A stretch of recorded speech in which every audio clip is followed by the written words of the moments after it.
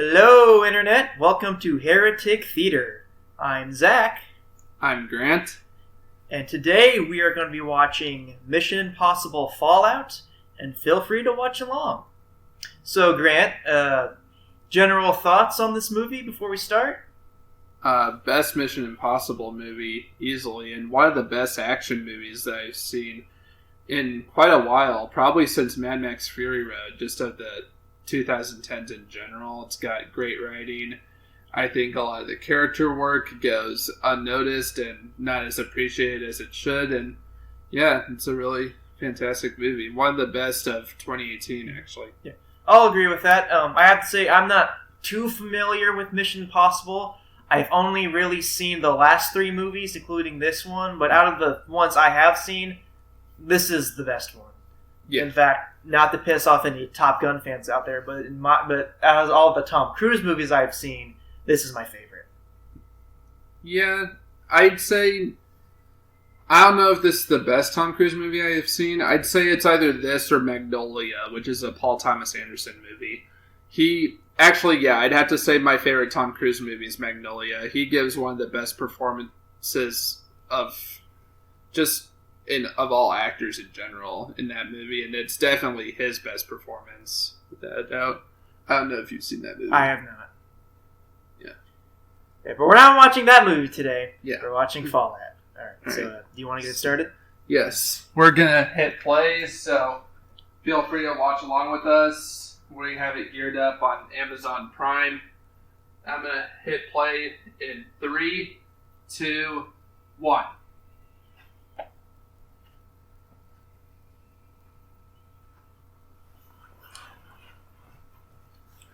So we see the Paramount Mountain right now.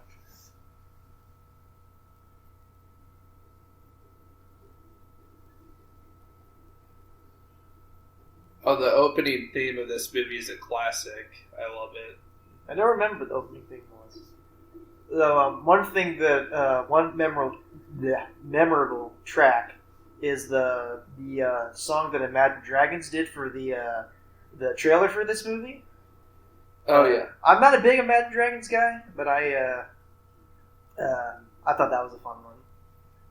Yeah, I think it was called Friction. That was a pretty good song. Yeah.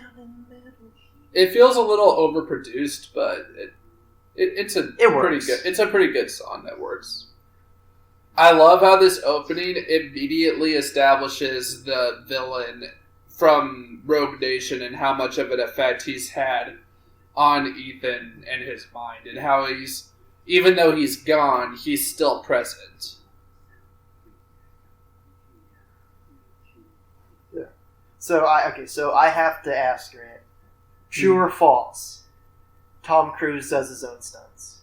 Yes. Okay, he absolutely does. I've talked to other people about this before, and they say, because I have heard people say, yeah, he does do his own stunts, and then I've heard other people say, nah, that's bullshit. Like, he did that one thing for promotion, and everyone else did a stunt double. And I'm like, no.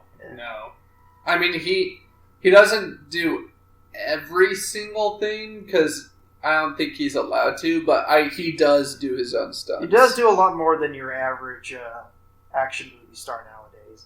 Yeah.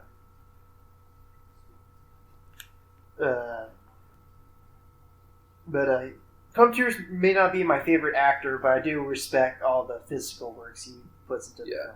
He's like Keanu Reeves. He's a physical actor. He might not be the greatest actor, because, to be completely honest, in terms of acting, I'd say Magnolia is not only his best performance, but probably the only one that's a legitimately well-acted performance. But everything else he does, like in Top Gun and Mission Impossible, he's a great physical actor, just like Keanu Reeves.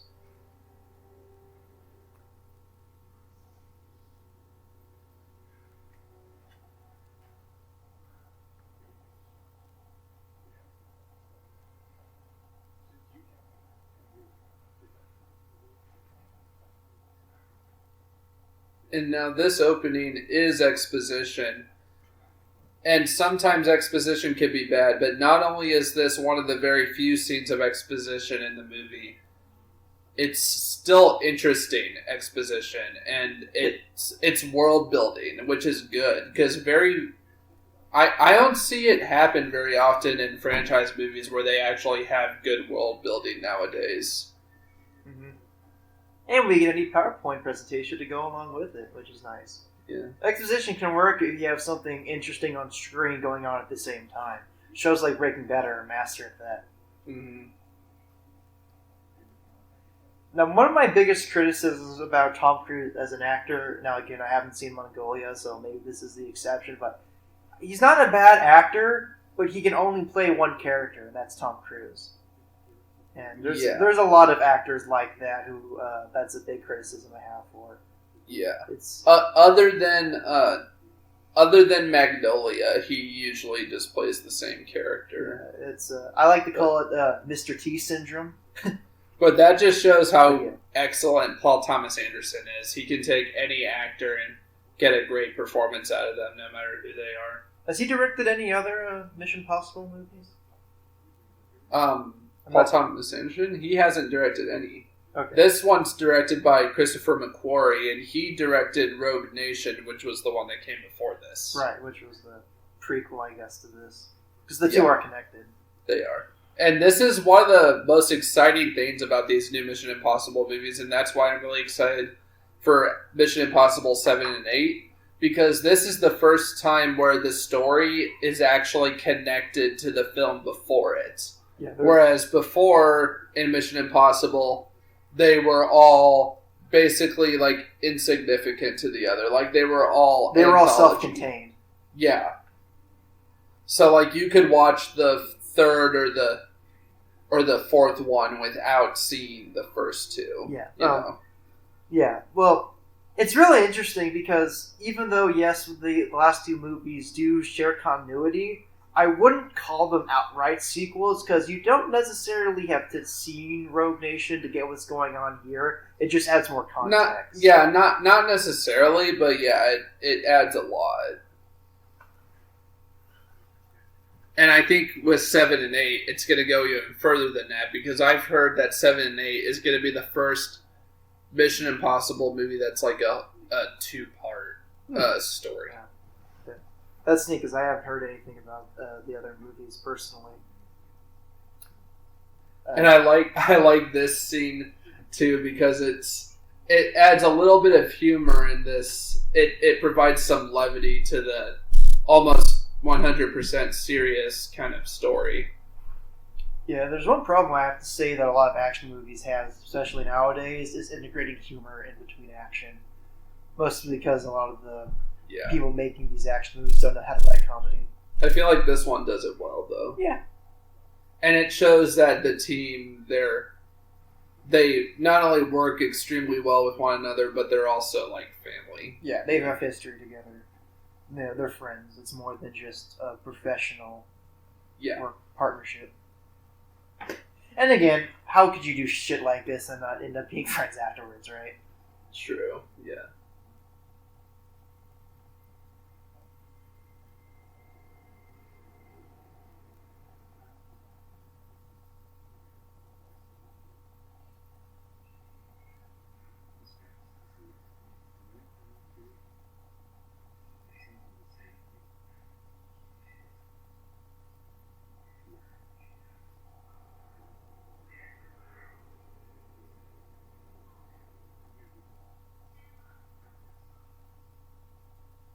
Well, I would, but that's more of a Dark Knight thing.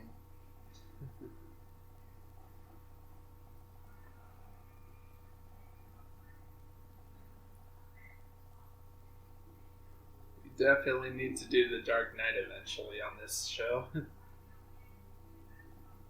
Yeah, that'd be a fun one to do. Also, I know this is a work of fiction, but seeing how that's supposed to be plutonium, everyone in this scene should have cancer now. Because, plutonium is...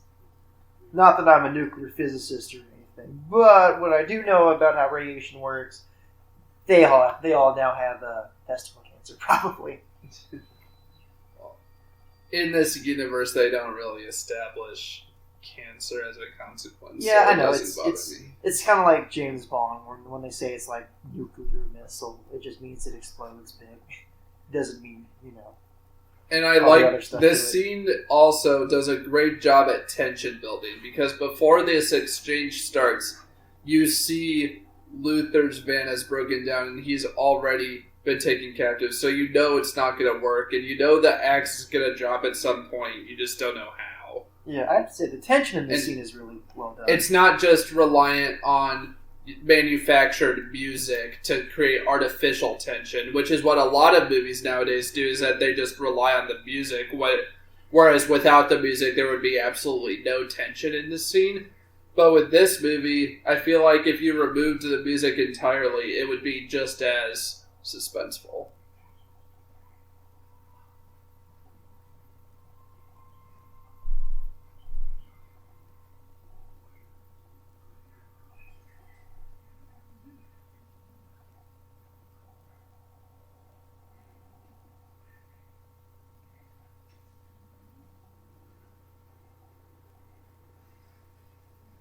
Of course, you have to have the cinematic shot of the car they're trying to sell.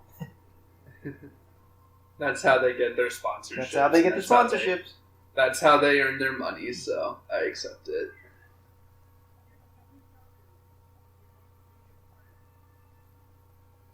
And I like how even Luther tells him not to do it.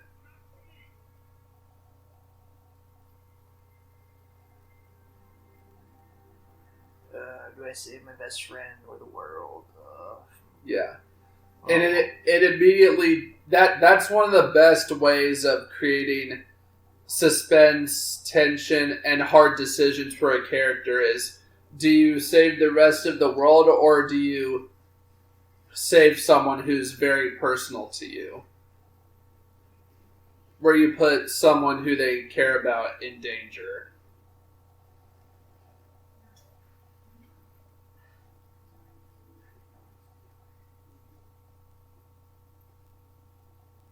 Sorry in the chest, man. It's alright. It's only flesh wound. One other thing I love is that Ethan's always been known as that guy who will always go after the bad guys and he'll never give up until he's won. But with this scene, they've lost the plutonium and they have left no trace. The apostles are so good at what they do, they left no trace of where they went or how they escaped, so they literally have no clues or anything to go off of how to find them or where to go, so they literally can't do anything, which devastates Ethan. Consequences for their actions. And I love this part, because this was the first time in a Mission Impossible movie where I was thinking, holy shit, did they actually fail? Mm-hmm. And the bad guys won, and this is just the beginning of the movie. This was the scene they used in the trailer. Yeah. The initial trailer, which I remember. And obviously, we learned that this whole thing is basically a setup to screw with the mind of the terrorists they captured. But yeah. I think, it's really well done. It's not something that. I mean, the first time I saw this movie, I didn't see that coming. Yeah, which is why it worked. But I couldn't help but think, just like a food for thought kind of thing, how the movie would have gone if this scene wasn't fake, if this was the reality of the situation. Oh, it'd be it'd be the darkest mission possibly be easily. Yeah, it'd be very different. But I love that this happens because it's so unexpected. I don't see how anyone could have seen this coming. No, only if they somehow saw the movie. Because at least to my knowledge, I haven't seen the first 3 Mission Impossible movies in a while. But even with the last 2, they didn't pull something like this. Yeah, I was going to say, I don't think they've ever done a twist like that, where the walls literally fall, and it turns out they were just faking it. Well, what I think what it kind of is like similar to, like, say, James Bond, where they explain all the gadgets and stuff before, like, at the beginning of the movie. Mm-hmm. But so that way, when the character does something crazy with some kind of gadget, okay, we knew he had that beforehand. But it makes it predictable. Like, we already know what to expect. But here, even though by this point in the series, we have a good idea of what the made-up government team is capable of, but we're not thinking at the moment oh, there wasn't like a setup scene before and saying, oh, it's all a setup. It's just an act.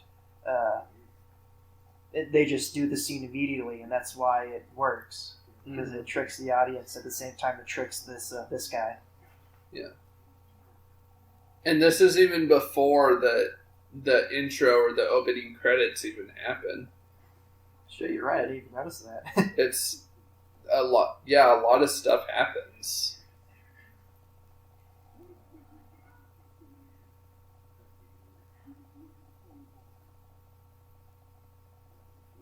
Yeah, it's kind of crazy how smart and intelligent the writing is for an action movie like this. It's been a long time since I've seen something like this with this good writing. Yeah. Well, for an action movie, absolutely. Action movie, specifically. Yeah. Because action movies, for the most part, don't really care too much about the writing. Action movies are like porn. The action is what people go to see, and the story is just second. Which is a shame, too, because a lot of these films have interesting worlds and characters. It's a shame they just don't find a way to flesh them out more. Yeah. Which I think is another reason why shows like the Netflix Daredevil have gotten really big. Because they have good action, but they have good character and all that stuff, too. Yeah. That's why the best action movies are stuff like Old Boy. Daredevil takes a lot of inspiration. Specifically the original Old Boy, not the crappy the original, not the remake. Yes, not the remake. Also, if you're a little kid listening to this, do not look up Old Boy until you're older. Yeah. Your parents will not be happy with you, please. Who am I kidding? That movie's, no one's going to watch it anyways. Sadly. That's just a thing. Just open your mind up to reading subtitles, and you will discover a whole new world of amazing movies that are in a different language. It's actually kind of funny. You know how Parasite was really big this last year, I guess, technically. Yeah, recently. 2019. And a lot of people had issue with it because, this is a good movie, but I hate reading subs. And I just think sitting there laughing is like, anime fans have been having that discussion for, since the 90s. Of sub versus dub. It's funny to see it that kind of argument happen in more mainstream stuff. Yeah, you have to read, get over it. Yeah. Anyways, the walls just dropped. Yeah, this is a pretty shocking scene the first time I saw it. Oh shit. Oh gosh, yeah. I remember opening night, the crowd was cheering during a few specific key moments, and it was pretty great. Yeah, the theater was fun that night. Yeah. You could tell it was a ton of Mission Impossible fans. Again, I said that I'm not a big Mission Impossible guy, but this movie, what I say, is a good movie for making people Mission Impossible fans. Yeah. Because like I said, I think this is the best I've seen from what I've heard from you, the best in the series so far. Oh, yeah. This intro, the music, it's so good. So we just got a glimpse of that fight scene in the bathroom. So that the first John Wick had already come out by this time, right? Yes. That movie had to have an impact on this movie's choreography. Oh, John Wick has had an impact on the action movie genre in general. John Wick's great. I'm gonna say something that's heresy, but I still haven't seen the first John Wick. Really? Yes. You've seen the sequels. I've seen the second one. I have not seen the third one yet either. Oh, the third one's not. It's Okay. Well, I've seen the second one, and I really like the second one, but I hear people telling me I need to see the first one. Which they're right, but... Oh, the first one's the best one. But I'm a lazy motherfucker, so I haven't seen it.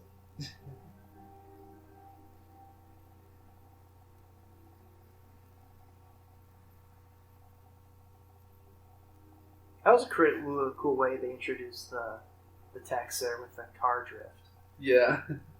It's little things like that just to help keep the audience invested.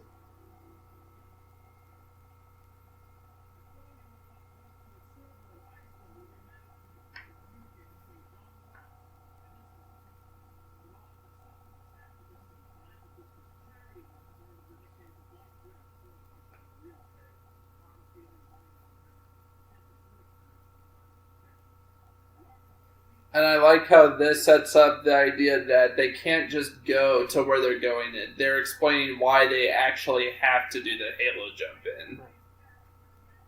Can I say the one thing this movie does really well is pacing? Oh yeah. Because very few movies do fast pacing well, but this one pulls it off. And this is set up for later on when in the catacombs scene when they're trying to trick Walker. He pretends like the White Widow's been working with the CIA for a long time, but in this scene it's set up to give you a little hint that they're lying in that scene, because here we know she isn't working with them. She's just a broker, basically. Right. The in-between, the middleman, as you would. Yeah.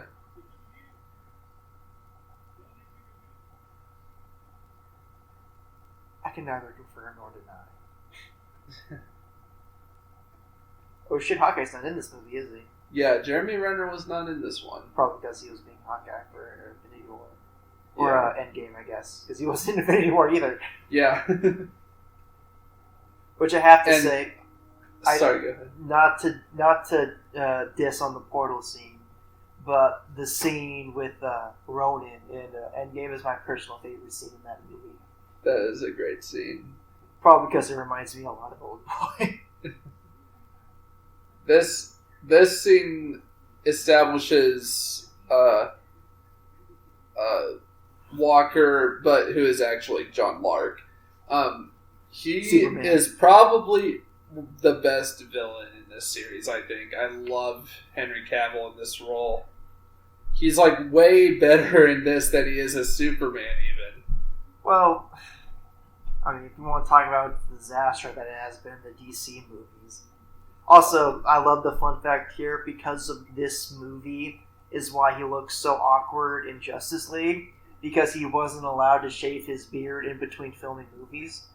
So they had to CG his face to cover up the hair, and it looks extremely awkward in Justice League. So if you ever wonder why he looks weird, that's why.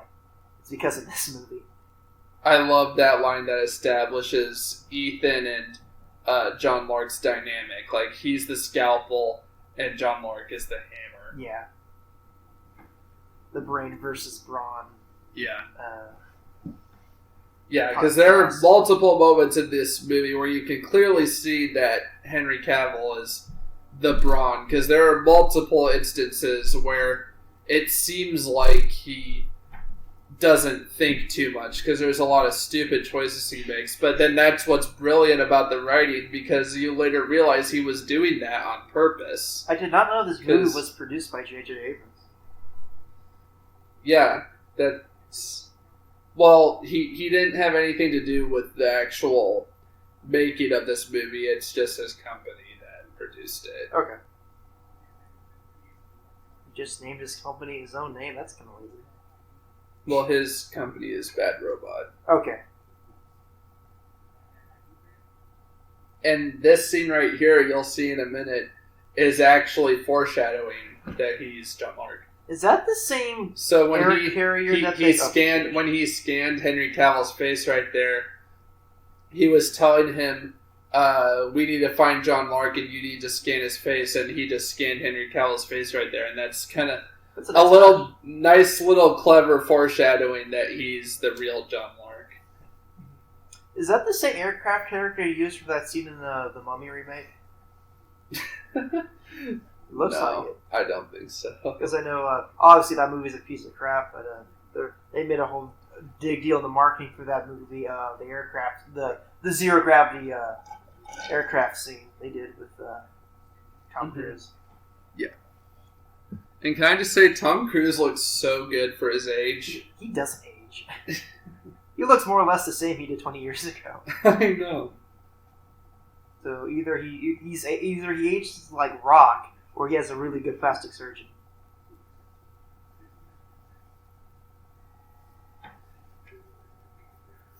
And I love this halo jump into Berlin. Is it Berlin? I forget the place. I think so.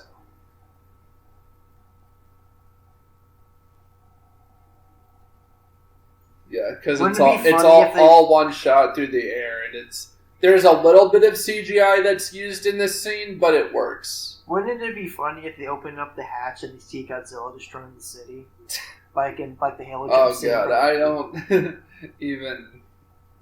Actually, no, because that soldier scene in Godzilla, the Godzilla remake, is not that great. Yeah.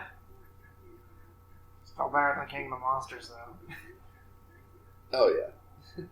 And when we saw this in theaters the first time, and the aspect ratio goes up for IMAX, holy crap. Oh, yeah, so it does it now. Yeah, it's doing it right now. Oh, it's so good. He just opens the hatch, looks down, and goes right back inside. Yeah. And this is another piece of clever writing, because, any normal person would be thinking, like, Ethan, we can't... we shouldn't jump through a fucking thunderstorm. We shouldn't jump because it's a thunderstorm, but this is also clever foreshadowing that he's John Lark, because as John Lark, he needs this mission to go through, so he doesn't care if there's a storm or something dangerous in their way. Cause despite the fact he literally almost dies from the scene if it wasn't for Ethan. Yeah, but he's working for Solomon Lane, so he needs this mission to go through.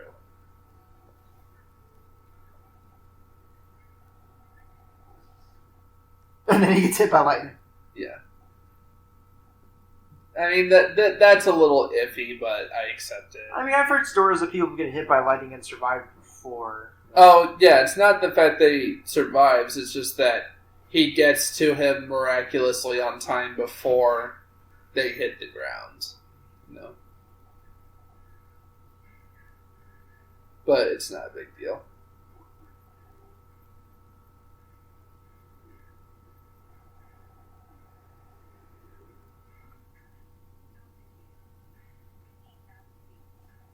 So was this filmed in, this was filmed in live action, wasn't it? Like, I'm guessing the storm was CG, obviously. But... The storm was CG, but all this was real, yes.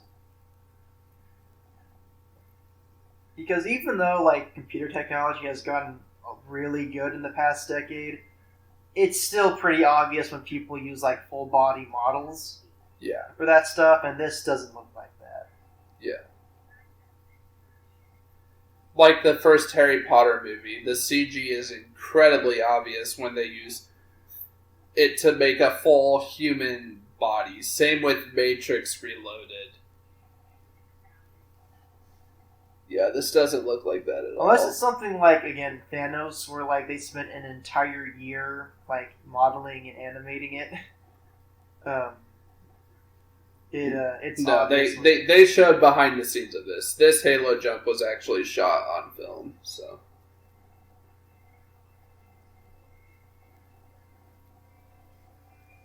I'm actually not sure. This might have been the only part that was actually shot in IMAX. Yeah, I've already seen the aspect bars go back. Ow, ow, ow, ow, ow, ow.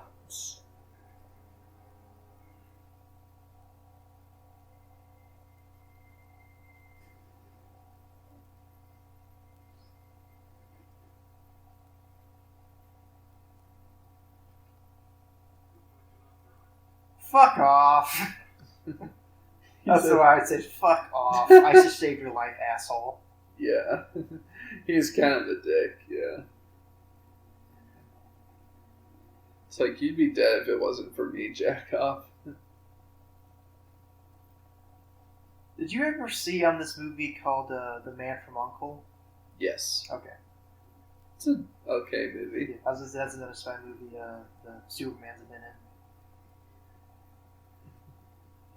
Henry Cavill is good, just not as Superman. I don't even think it's his fault. I think it's just the bad writing and bad directing. Oh, yeah. Yeah, that's true. Because I thought he did a good job in Man of Steel, despite that movie's problems. Yeah, the writing for those movies are just awful. But hey, at least they're not Spider-Man 3. You're right, they're worse than Spider-Man 3. I'm sorry, but they are. Objectively, yes, but I have yet to see a superhero movie that pisses me off quite like the way Spider-Man 3 did.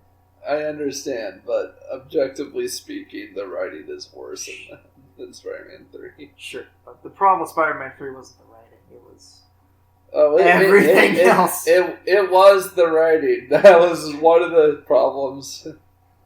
You can tell by the way I walk, I'm a woman's man. No time to talk.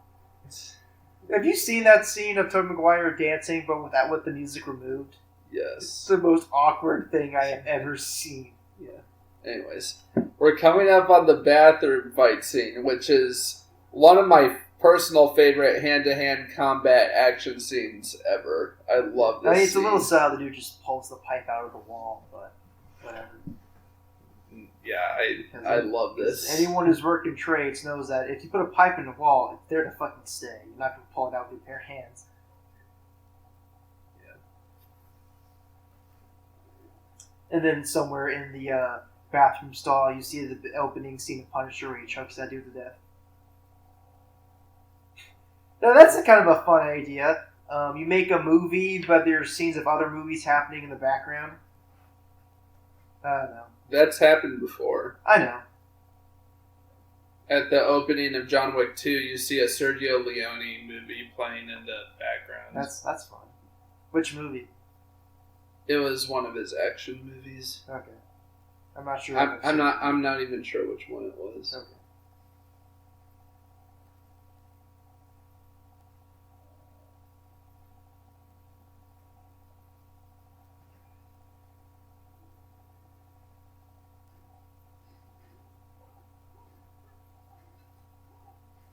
Bam!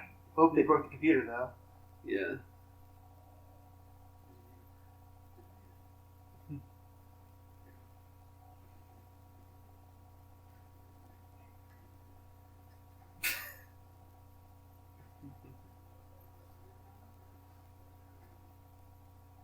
So, what is your favorite action movie, Grant? Oh man. Okay, and to specify, superhero movies don't count. Non-superhero. Oh, I action. wouldn't even list a superhero movie. I would say there's quite a few. There's Aliens, Terminator 2, Mad Max Fury Road.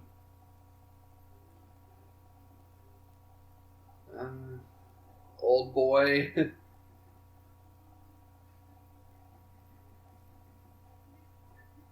Hey, yeah, let's go harass the gay people having sex in the bathroom. That's a totally cool thing to do. I mean, it's not cool that they're having sex in the public bathroom. Like, come on, don't be a dick about it. Well, that's what's funny. They actually think that's what they're doing.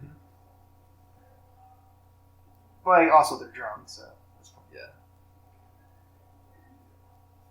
Also, no, Asian man, you would not be waking up if you got slapped in your head by a fucking computer. By Henry Cavill. Yeah. No, you're fucking done. I don't care. You're too. This scene's fucking incredible. So I Oh don't yeah, care. no, the fight scene's great. This is another one of the big promotional things for the movie. This bathroom scene. Yeah. Ow! We just didn't know. He's how lucky much that was all one window. If there was a wall behind that, he'd be double fucked. Oh. Yeah, I like how he uses the pipe like a cane right there. That was really neat. With the hook part.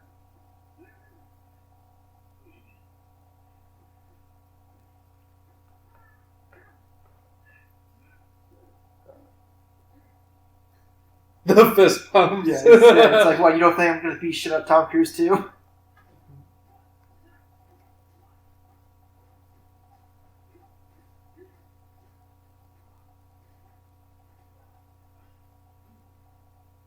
Oh, that looked like it fucking hurt. Yeah. I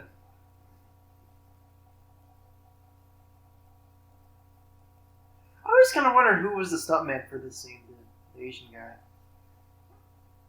I'm actually not sure. I've heard some people ask if Henry Cavill's the real John Lark, then who the hell was this guy? Oh, he was always established to be a false agent or something, like Well, a double. Well, not only that, but they established earlier that the White Widow has extensive political connections, and they're lots of other people who are wanting to like be with her, and I'm pretty sure that's what what he was. They established there are other agencies that are there at that party.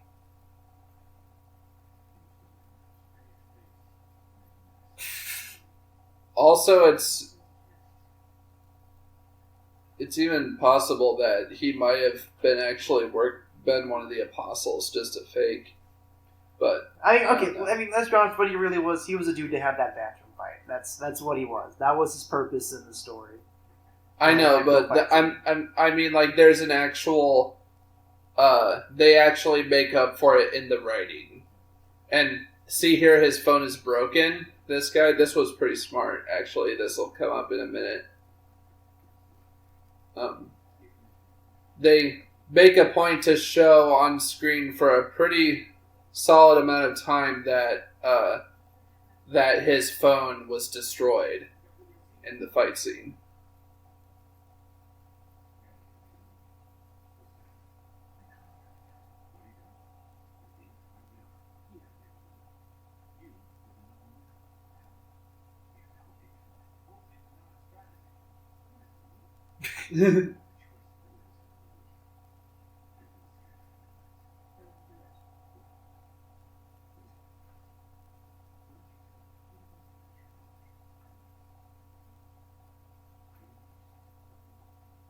Yeah, and since there's other agencies that are after this plutonium, it's easy to believe that this guy would have just been pretending to be John Lark, just like Ethan's doing right now.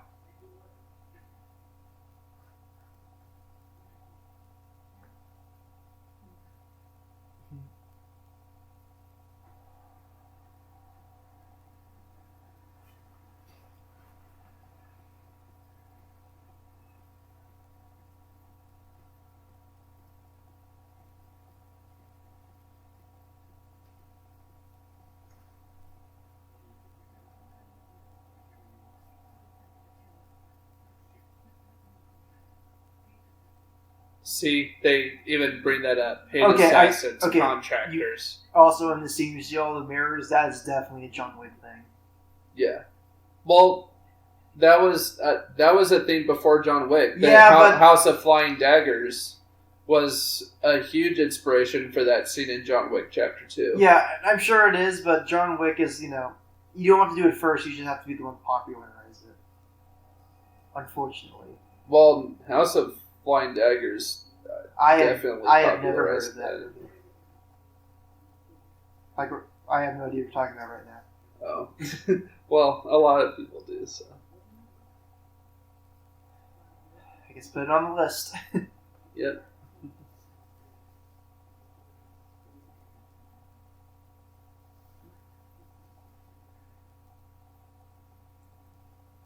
You may even say he was mad.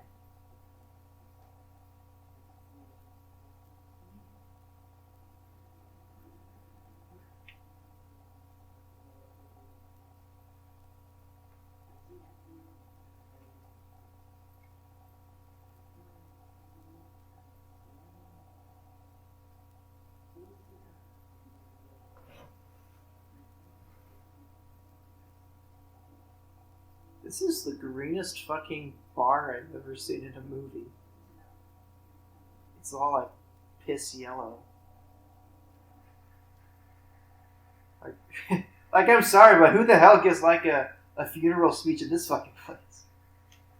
It's one of the most. Well, your TV is color coding it a little bit. A little bit, but it's still. The computer screen shows what the actual lighting was supposed to be. Maybe that's just, I don't know, it's just weird. I'm not a club guy, so maybe that's it, that just looks weird.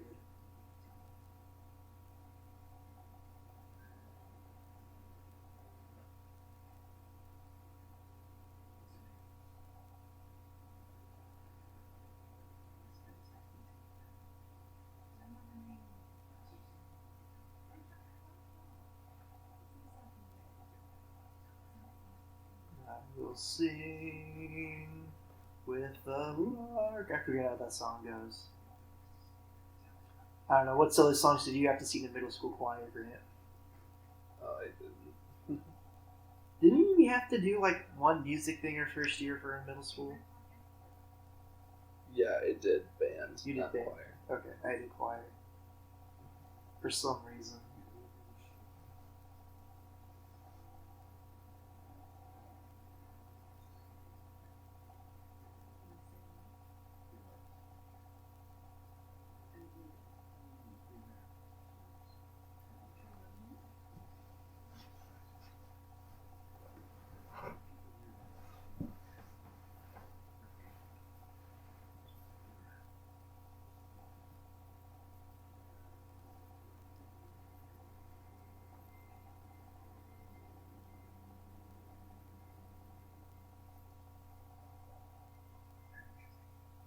Yeah, so I think the Asian guy in the bathroom was just a contract killer who was there for the widow, and because of that, he had the wrist thing, and that's why he was picked up on their tracker, because Henry Cavill's trying to manipulate the whole thing. You were really on the Asian dude in the bathroom, aren't you?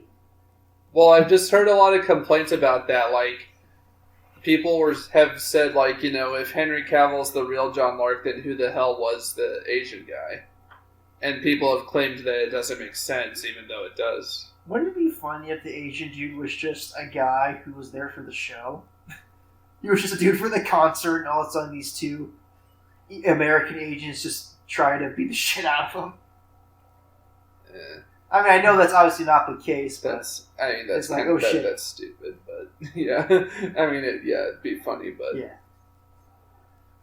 And yeah, That White butterfly knife is Widow cute. is a fucking badass. That butterfly knife is cute, honey, but, you know, bring a gun. It's 21st century. Oh, she's fucking awesome.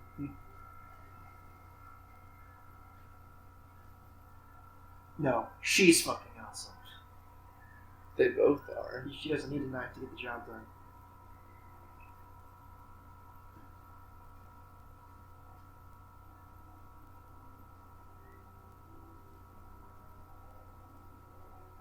And we already paid for this mirror set, might as well use it again. Yep.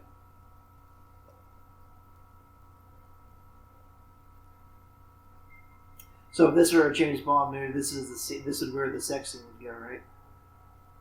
If it were James Bond, yes. Definitely. You know, now that I think about it, James Bond is a sexual predator. Well, in the bad James Bond movies, he is, Yeah. but Not so much in the the newer good ones. ones, he's not. Not so much the Daniel Craig ones, but like I've seen some of the older ones, and he's basically just being any hot woman that he can get. It's like fuck. Well, man. yeah, there was an era of James Bond where he would just be there to get the hot women, and those were all the terrible James Bond movies. Yeah. I don't think anyone likes those ones. I'm sure they have their fans, but everything's got their fans. Well, yeah.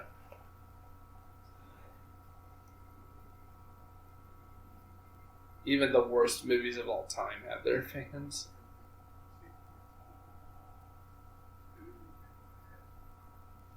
And I like how in this scene they set up that White Widow is a broker, so that's why they used her at the end to transfer Solomon Lane back to MI6. Mm-hmm. Meanwhile, we're setting up a badass game of Monopoly. They even brought their own figures and everything.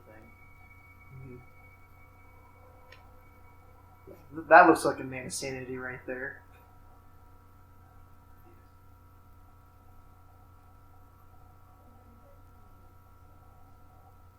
Oh, you want to talk about fake out scenes? The little thought sequence that comes right after this was another good one.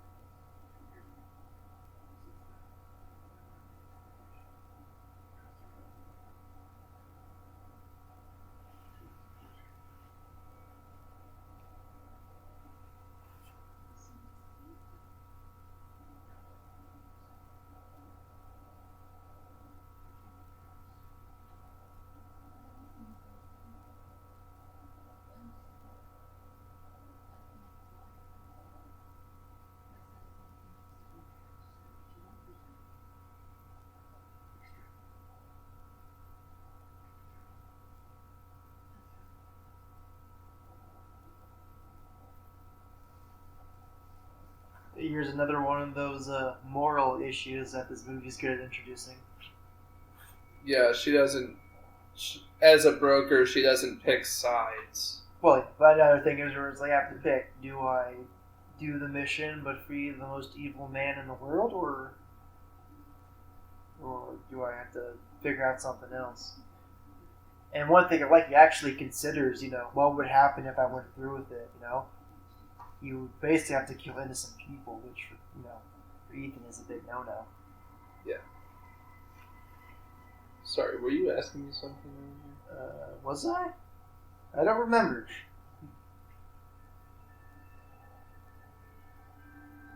I like this play out of what happens. Also, here's a movie note, kitty. If the screen has a lot more light flare than usual, it's probably because it's some kind of dream sequence. That's one of the many techniques of filmmaking they use. Also, the fact that this scene is pure music and no other audio is another thing. Yeah, no audio. Yeah.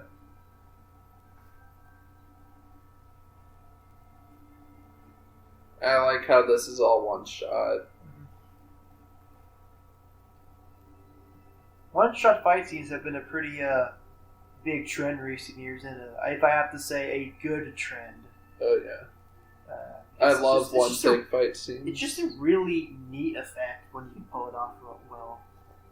Yeah.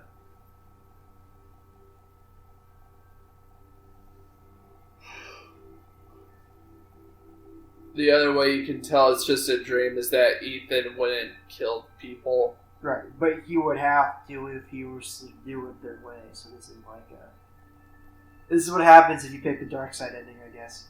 Yeah, but he wouldn't kill them in cold blood like he does here. Yeah.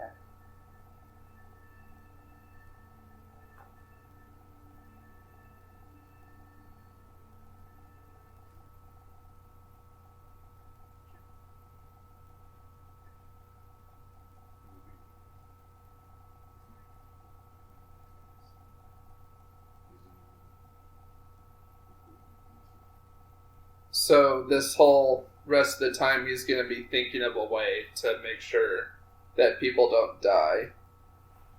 At least good people. Because he doesn't want to kill cops because he knows they're not part of this thing and they're good people just doing their jobs. Right.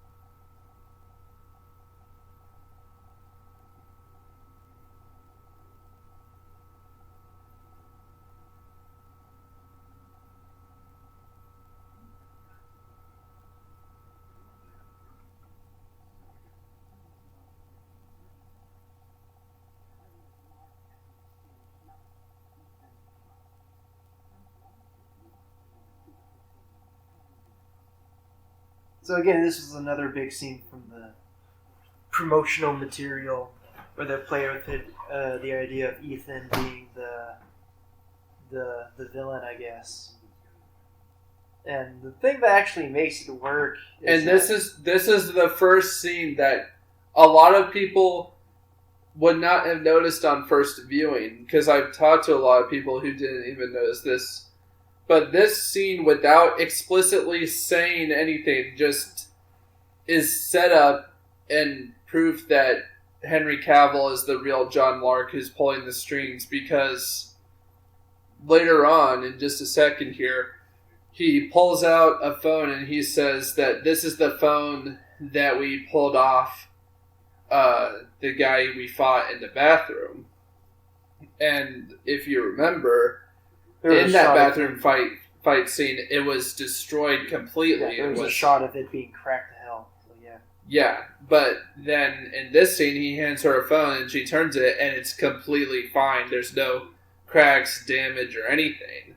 I didn't notice that my first time watching it, so there's a good attention to detail with it. Yeah.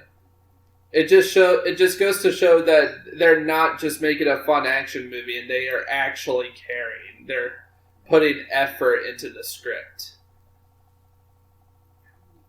And again, as I was saying earlier, this movie plays with the possibility of Ethan turning heel, as it were. Yeah, and the way he's describing it makes sense why his boss might actually believe him that Ethan might have decided to turn on them. Now, if it weren't for the fact that the lead actor was Tom Cruise, I might have actually bought it. I say that because, Tom Cruise never plays a villain character, as far as I'm aware. And there it is. Yep. The clean foam.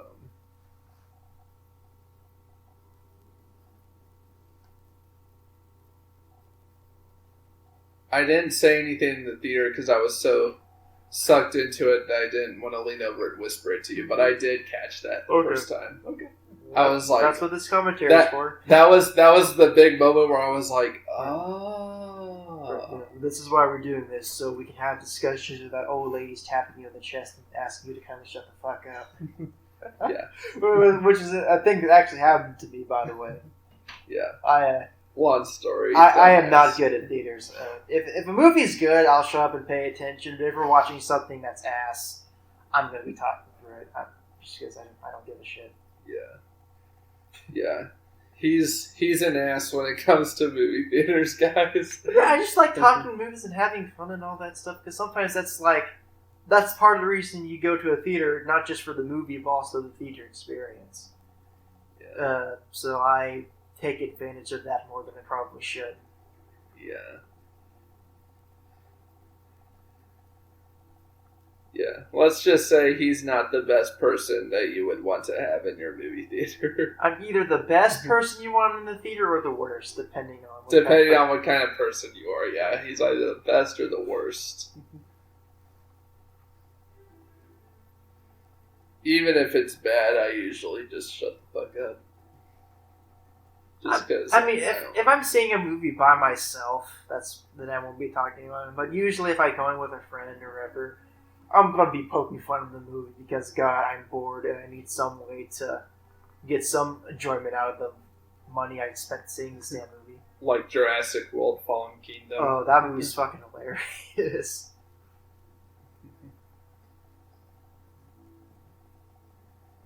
I mean, okay, so the first Jurassic World wasn't a great movie, but at least I had fun watching it. But that other one, man, that was a pile of dog shit. That was a big pile of shit. Yeah, but anyways, we need to focus on this one.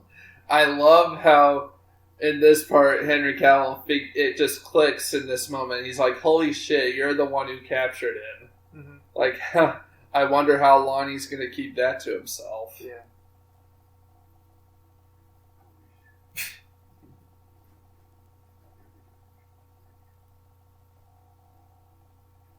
I am Tom Cruise, and this is Mission Impossible. So, are you familiar at all with the Mission Impossible TV show that the movies are based off of? Yes. Okay, I'm not. In fact, I'm going to be honest, I forgot there was a TV show.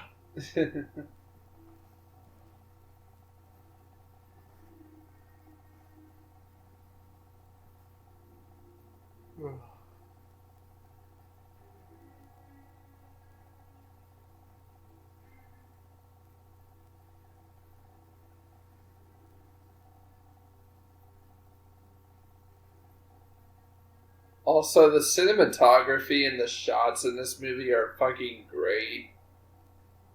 And someone really had a fetish for the color black. That's for sure. I mean, I get it. Black, it's cool color, mysterious color. It's got all colors. What the fuck are you talking about? Well, I'm talking a big thing in, at least recent, big budget action movies. There's a lot of black. Everyone's wearing black leather. The cars are all colored black. Well, that's all police vehicles. Like police vehicles, obviously, but even right now, the girl on the motorcycle is wearing all black. Ethan's wearing black. Superman's wearing black. It's just one of those things where if you've seen a lot of action movies, it's just something that your brain notices after a while. It's like, God, these movies really love the color black. But sometimes there's a bit too much.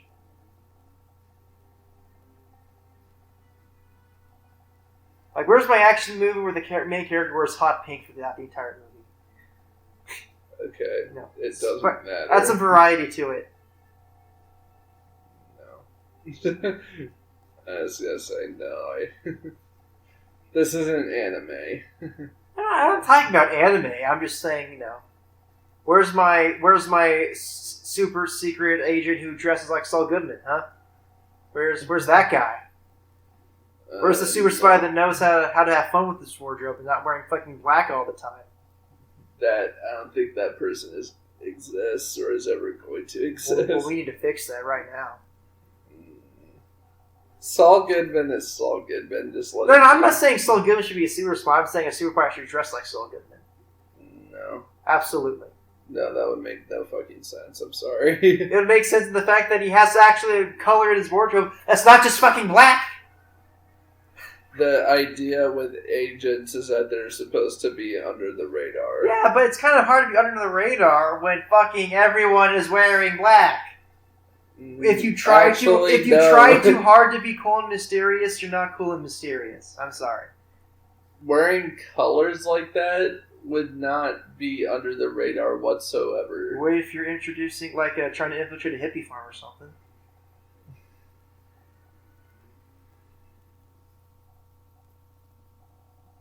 I don't think that would ever happen, but...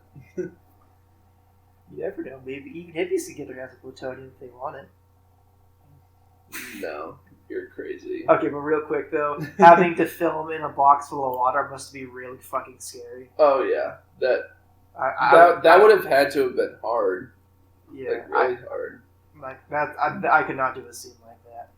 Like I can barely keep my eyes open in water without goggles or something covering them up. Let alone doing a scene where you're in a metal box. Claustrophobia plus the fear of drowning. Mm-hmm. Ooh. That's going to require a big bump on my paycheck.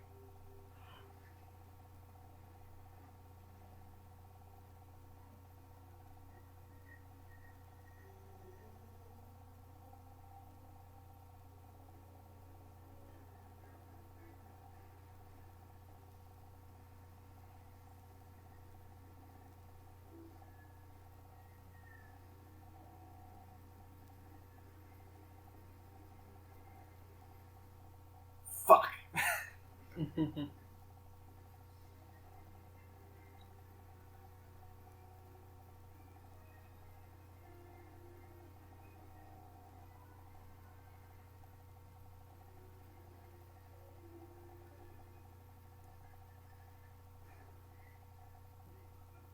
I love this. This whole sequence is 12 or 20 straight minutes of action. It's great.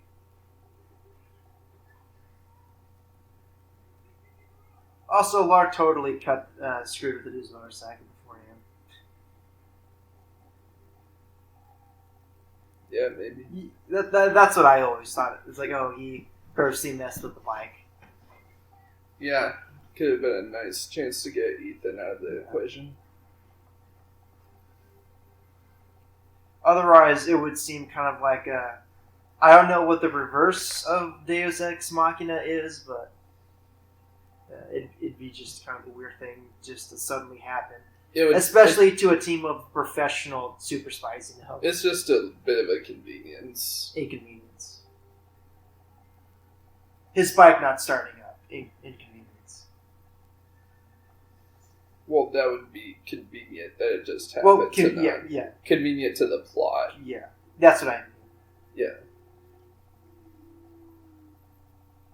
Because you would think... I think it's safe to assume that Lark would have messed with it. Yeah, because otherwise, why the hell would a team of super spies not check to make sure their getaway vehicle is running?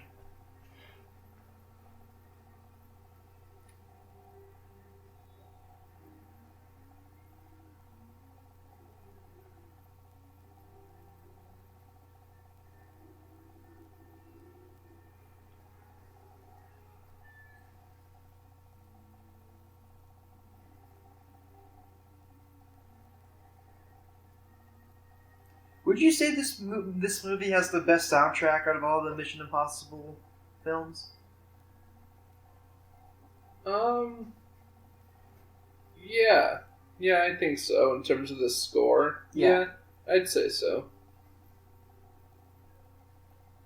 Was it the second movie that did the theme remix with like the really awkward rapping or something?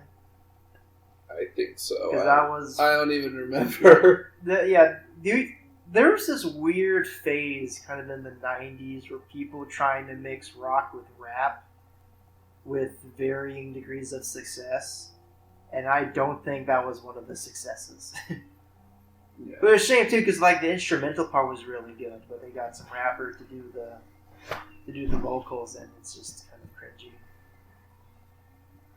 I don't know. I'm not a rap guy, so maybe it's just not my taste. But I'm not. With very few exceptions, do I think rap goes well with like rock or metal.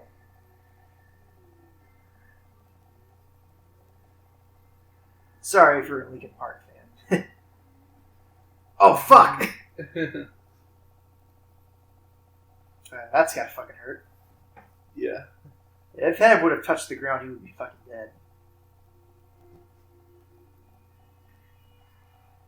This is just such a great escape here.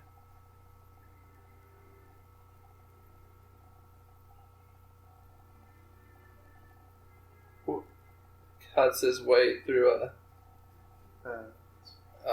whatever that thing some is. kind of drainage hole or something. Yeah. And just shows how Okay, that's a little convenient. No, because remember he called them. He said, "I'm in need of extraction." Oh, okay. I must have just missed that scene. Yeah, and he said we're on our way, so that must have been their extraction point in case something went wrong. And that just shows how clever and efficient their team is, that they always have a backup plan in case something goes wrong.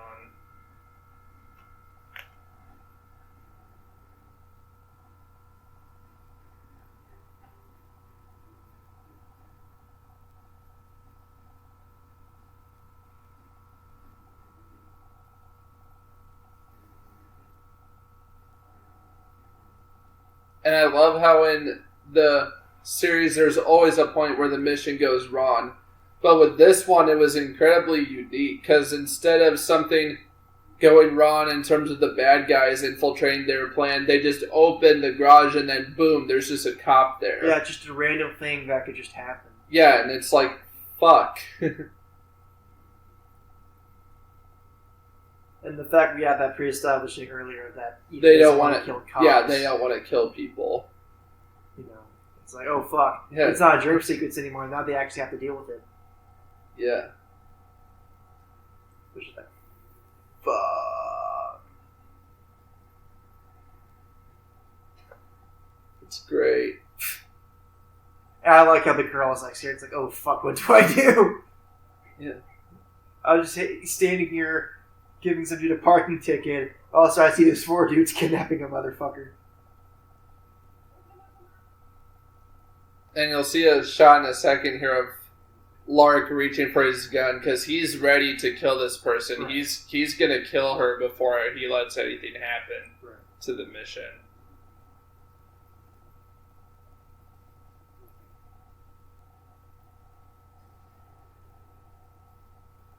And I love how Ethan just takes these fools out.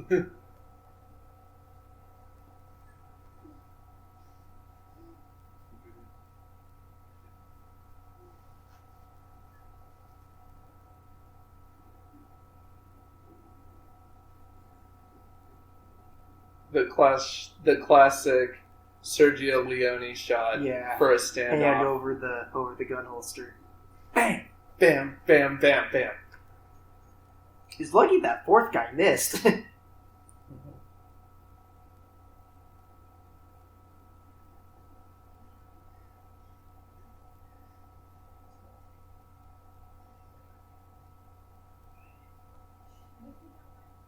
Speaking French. The subtitles don't actually say what's going on. Just speaks French. Basically just... Yeah, I can infer what's going on, but it's just like... her saying she needs help.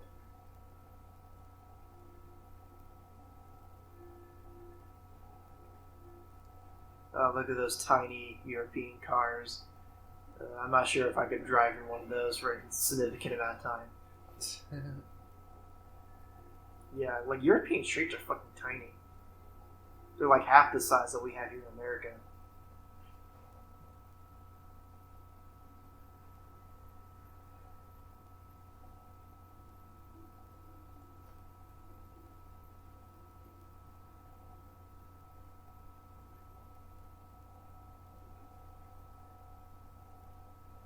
They even acknowledge that the car is tiny. Yeah. Oh shit. Okay, so I would have to say, as a person who has some experience with the rifle shooting through a scope while wearing a motorcycle helmet must be awkward as hell. Oh yeah, well, she missed. So, Just like remember, they're supposed to be handing Lane off to the apostles, and they're trying to stay under the radar, so they don't want to... Not only do they not want to talk very much, they don't want him to... They want to keep him from seeing their faces as long as they can. And Ethan had to take the mask off just now to make sure he was still alive. That makes sense.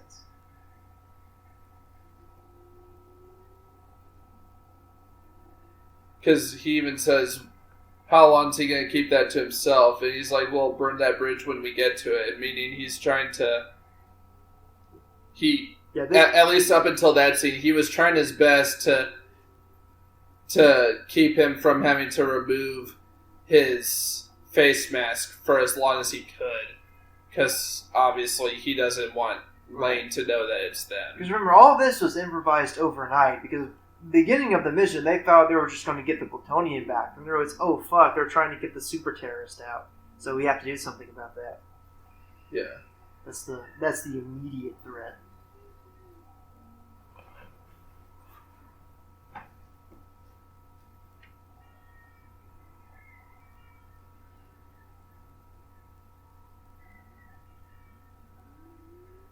Also, credit to the actor who plays the terrorist dude, because you're doing through all this fancy stunt shit without having any facial reaction must be really tough. Mm-hmm. Like the fucker's not even blinking.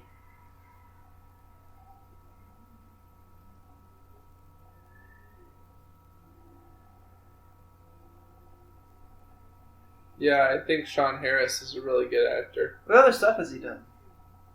I haven't seen him in much. I mean, obviously Rogue Nation. I can't really think of anything else.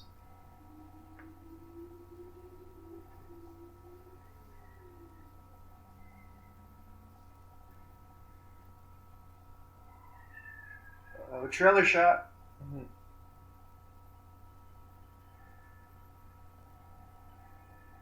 I know I keep mentioning the trailer, but the trailer for Fallout was really good. Yeah, that premiered on Super Bowl night. Super Bowl night, yeah. And that was that was probably the best trailer of the game, I think. It's just I'm one of those guys who kind of has an appreciation for really good movie commercials, because, in my opinion, a trailer should be just as good as the movie it's making. If anything, just to advertise it. And the Mission Impossible Fallout one was just really memorable to me. And unlike a certain other few movies that have been released in recent years, everything we see for the trailer happens in the movie. Like, holy fuck! Yeah. I know that sounds like a very, no shit Sherlock type of thing, but for a movie to include everything it has in a trailer, it's not something that happens a lot anymore.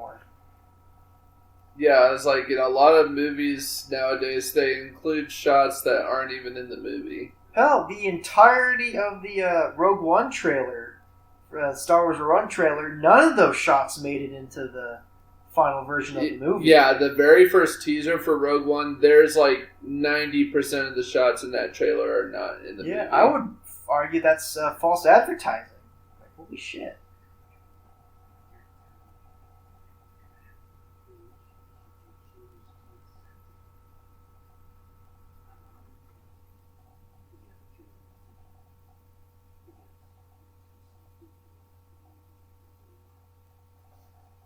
And I love how they turned this into a morally ambiguous situation, They asked the question, your mission should you choose to accept it if you ever thought no.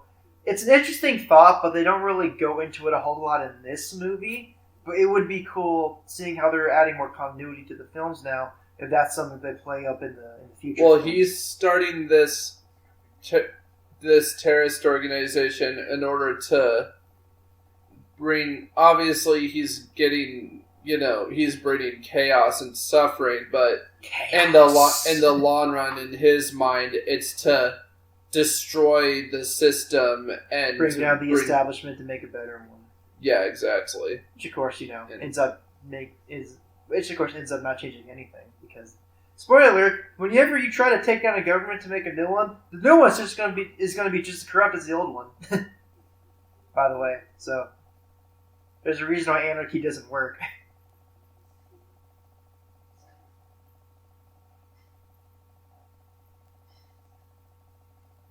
Look, pal, I don't need to know what's coming or not, okay? Especially when you're making that face at the camera.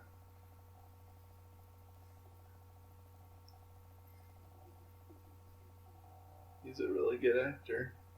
The fallout of all your intentions, and then not much long later, Fallout 76 happens. Oh boy. Looks like he won in the end game after all.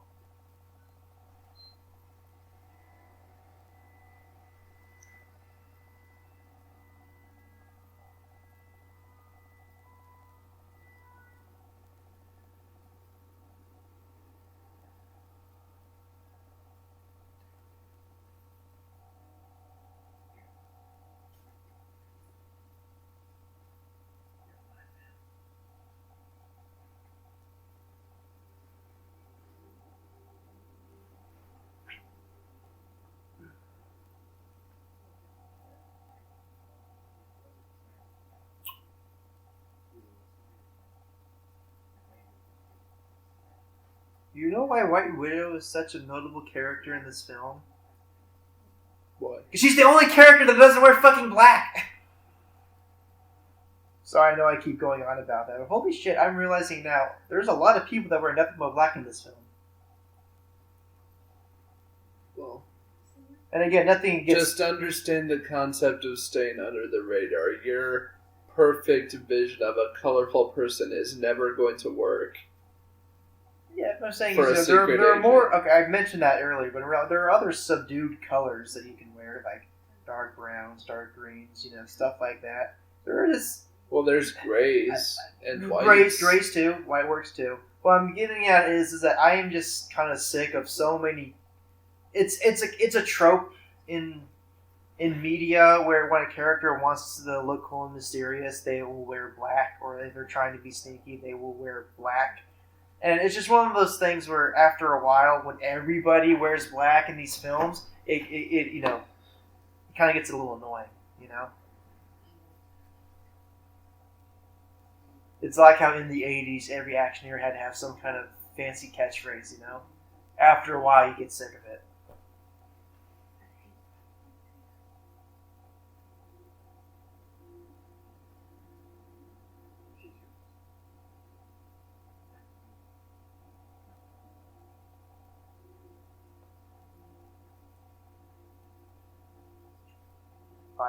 Why did she do that? Because she's... I know she's supposed to be... She's attracted to him. I know she's supposed to be like the sexy woman of this movie, but... I think she's just attracted to him. I mean, he is Tom Cruise, after all. Yeah. It's like, yeah, that was that part where I was like, okay. Alright then.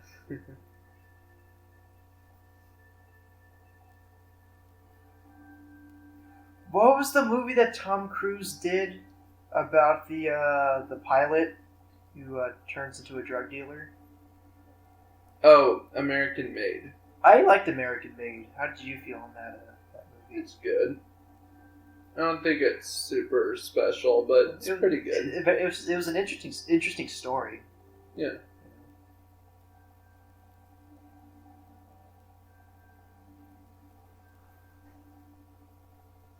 Oh man, I'm sorry I'm yawning so much, but this is a really good movie. But I guess once you've seen it before.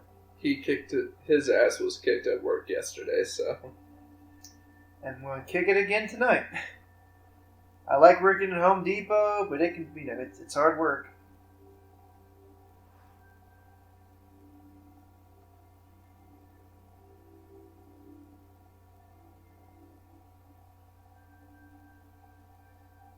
This is a cool shot coming up here when they walk between the trees. Mm-hmm.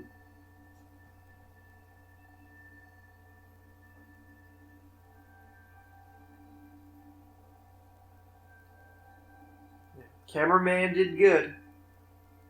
Yep.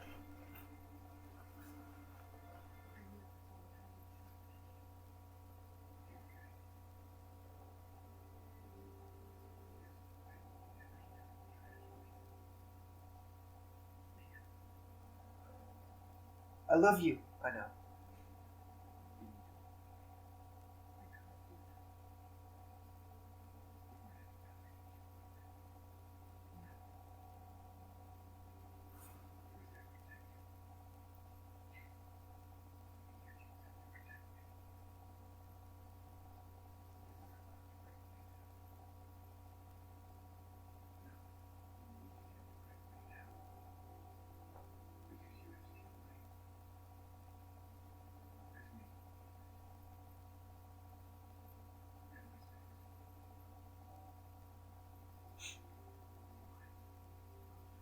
It's a nice little touch of the acting where it's like, yeah, you can tell what's going on based on her facial expressions.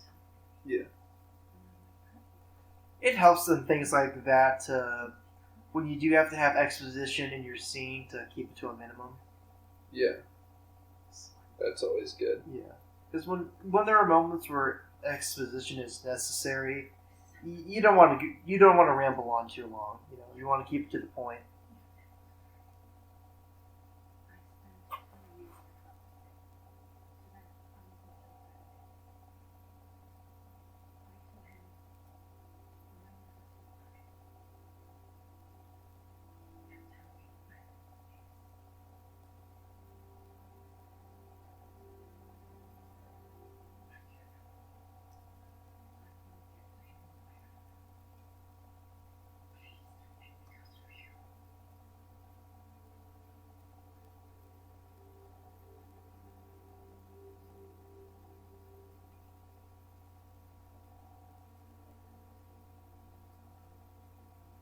It's always good when two characters care about each other and they have opposing goals, and it creates a good internal conflict. Yeah, it's good drama when two characters don't want to have to fight each other, but for whatever reason they have to.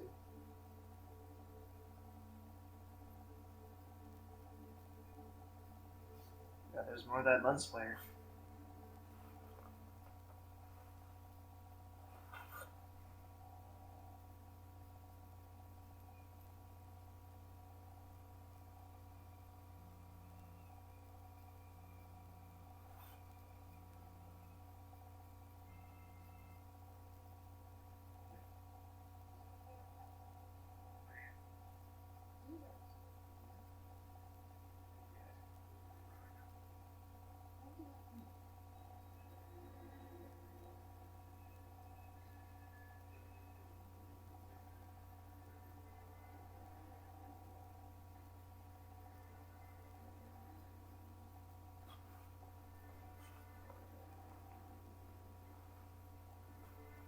So correct me if I'm wrong, but so whenever they have the scene with with like a computer screen doing something in filming, there's just like a blank screen on there, and they add in the techie stuff in post, right?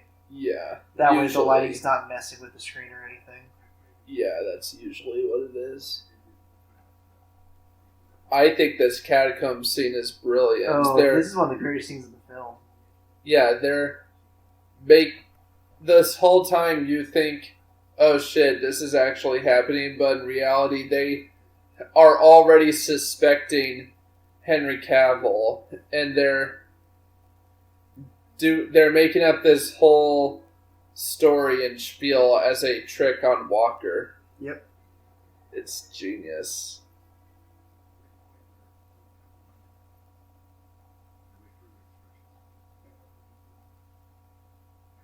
As for who had suspicions, I think it was Alec Baldwin. Also, good touch in this earlier. The dude who ends up being Lark mentions, like, do people actually fall for this shit? And then he falls for it in this scene. Yeah, yeah. He thinks it's really silly how the Mission Impossible Task Force operates because they say it's just Halloween and grown men running around playing trick or treat or whatever. Well, And it works. he can't believe that people actually fall for this crap, is what they say, and then they end up falling for it. Yeah, it's like, it works. They wouldn't have made it through the 6th fucking movie if it didn't work. This is the 6th movie, right? It is the 6th movie.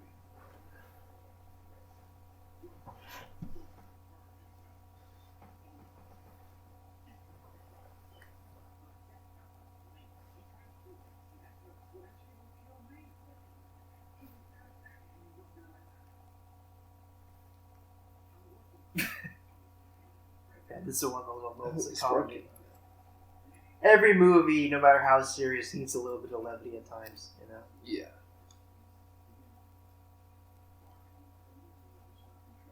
See, he just said the White Widow's been working with them with the CIA since the beginning, and this is the trick on Walker. This is just one of those movies where, if the writing's really good, but you have to pay attention to catch it. Yeah, it's one of those movies where you really have to pay attention to just about every single line of dialogue in order to get it. And I know that's weird coming from, you know, a movie like Mission Impossible, which beforehand was just considered, you know, junk food movie. But I love it. Yeah, I'm glad they're stepping up their game and really investing in their writing. But I guess a lot of people don't expect that, so it throws them off guard when you have a movie that moves, especially a movie that moves this fast, to have so much detail. So you really got to pay attention. But I love all the detail it has. Like on my first viewing, I could tell this compared to all the other two Mission Impossible movies I've seen, but this one's definitely more than just dumb action. And I like dumb action, but always appreciate it when a series takes the next step further and try to be something more. Definitely.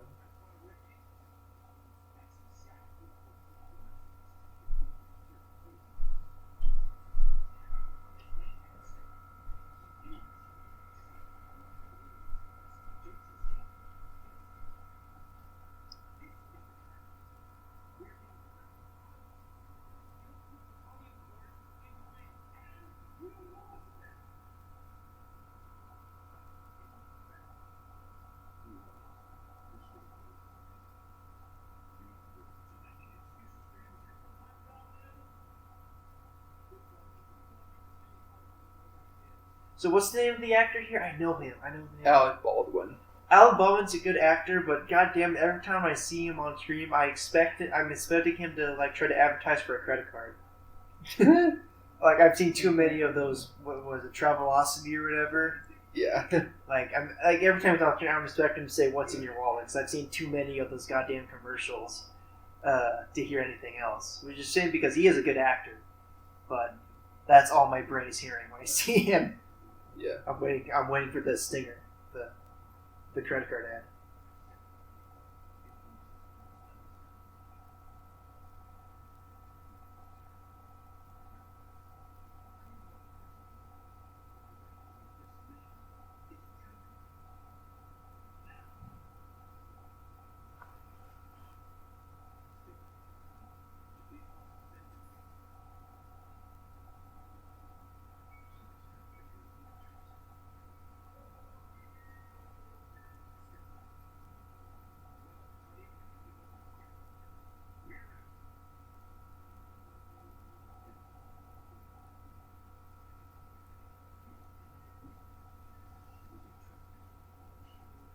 So how did Ethan figure out that Walker was John Lark? I actually think it was Hunley that had suspicions about him. Okay.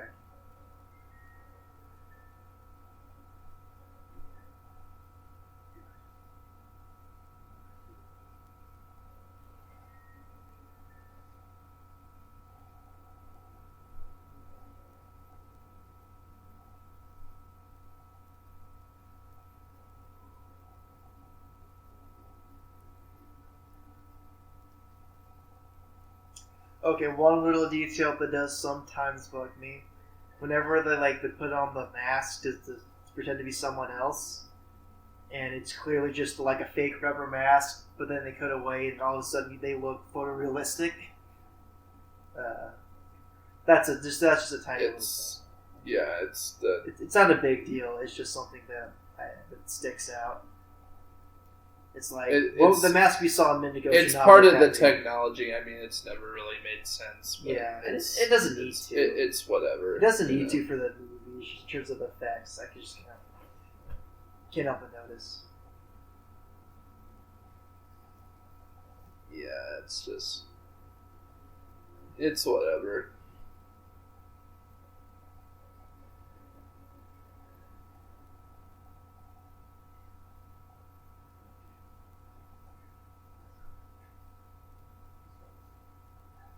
No, I did predict the plot twist here when I saw it in theaters, but it was still really cool. Oh yeah. Well, the trailers, I think they kind of show that he's John Mark. Did they? Or not John Mark specifically? No, not John Mark. Here, that's not actually. That's Benji. That's not the actual. Well, terrorist. I don't think that was supposed to be a twist because they show him putting the mask on. Well, no. What I mean is that you're supposed to think that Benji's is the in disguise, not but like. Oh, that Benji was the one they took, not the real one. Right, but no, this is Benji. I did see that coming, but it was still clever. Oh yeah.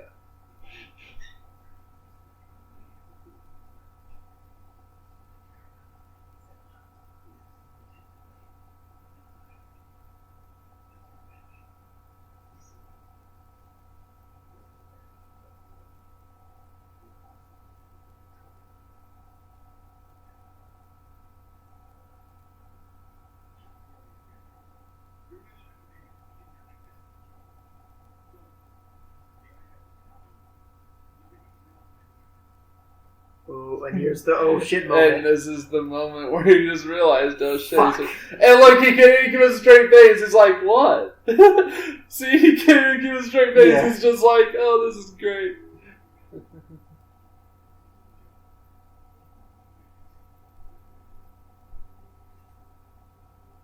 See, yeah, I think it What's in your wallet now, bitch?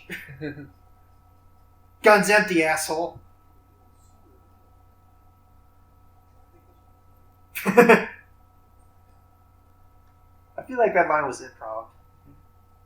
In a good way. Yeah. I think this one's over though.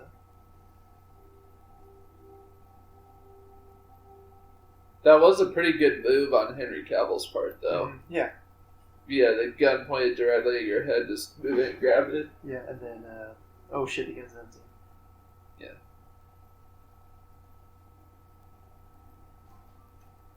Dumbass.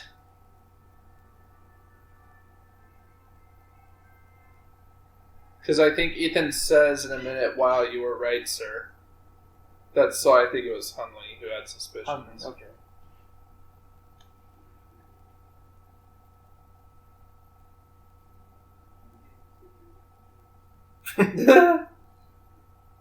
Shame that they kill off this character in this movie, but I guess they couldn't afford to bring him on to the sequels.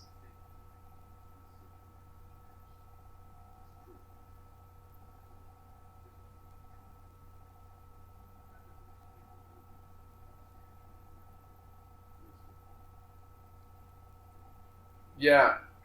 That's the thing, the fake phone. Yeah.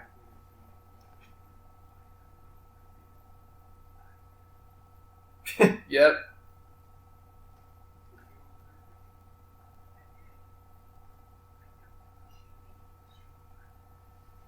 And that's how that's how Alec Baldwin figured it out. Mm-hmm. And that's why he went there.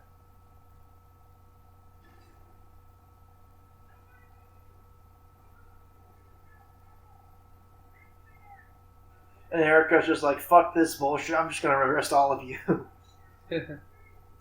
Which also shares, so there was that hammer scalpel thing earlier. The same applies to the two like lead agents of the two different corporations, where she's very much, I'm just gonna brute force my way through this. Well, they're the let's be clever about it.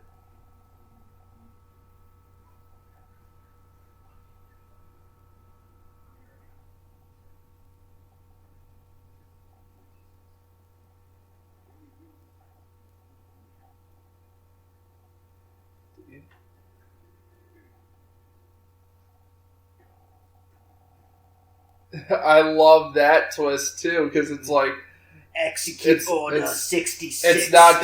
It's not just Lark. He had his own men within the CIA as well. Plus, he probably counted on this, so they made sure they were assigned to this job.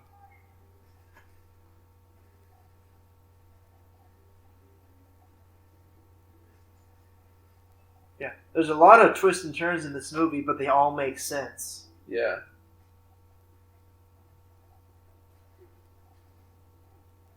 It's kind of sad, though, that once we are just beginning to like this guy's character, he gets killed. Don't you hate it when a show does that? I know.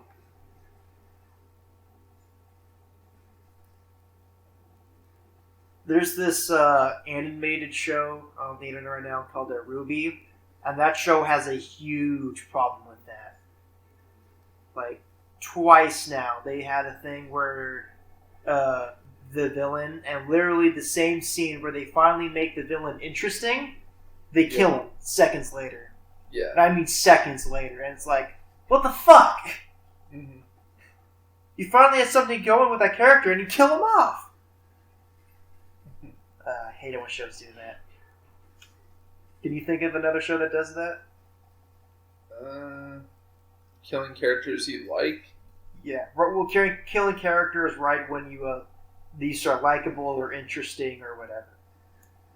I'm not talking like character dying for redemption, just like they just become interesting and then they die. I don't know. It drives me crazy when that happens. It's the equivalent of like throwing away a blank paycheck. It's like you had it in your hands and you throw it away. And now, even though Walker's gotten out of their sights and they, unlike the beginning, this time they have a way of tracking him because he put the tracker in his neck. Mm-hmm. Also, can I just say, I love Luther Stickle. He's one of the best characters. Which actor is Luther Stickle? That's not the actor. That's the character. Oh, Luther. What's the actor's name? I've seen him in other stuff. Ving Rhames. Okay, yeah, I do like his character. Yes. I love this chase scene. Oh, too. and I mentioned earlier characters wearing more colorful outfits. He's probably the most colorful person, most wardrobe-wise in the movie. I like how I like the top hat that not a top hat, but I like the hat that he wears. Yeah. Plus, I love, this whole chase scene. It's great. Yeah. And the reveal that happens that he's the guardian angel to Tom Cruise's wife. Yeah. That's a big one. Yeah.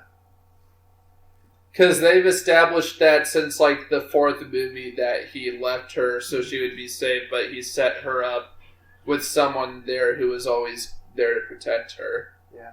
And I think this is great that he was the one. Yeah. Now, Mission Impossible has always done chase scenes well, but I feel like they got really creative with this one. It's like, yeah, let's have them running. All of a sudden, they're in a big church. It's like, what do they do now? It's like, oopsies. Yeah, and the shots are so unique and interesting. Yeah, that's a good one right there with the spiral staircase. Mm-hmm.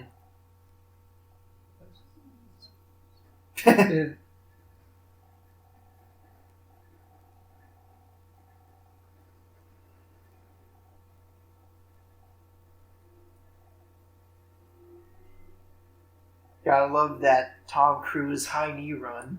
Yeah. Oh, Tom Cruise running.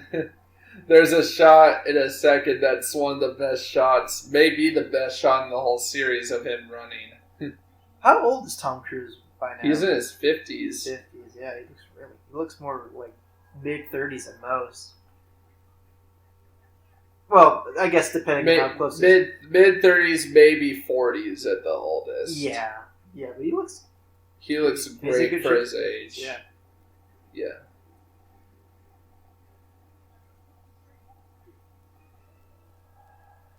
Yeah, it's just a shame too. Like Tom Cruise is kept in good shape, but when you see actors like Arnold Schwarzenegger, for example, he's not nearly what he was. It's this shot right here when he's running.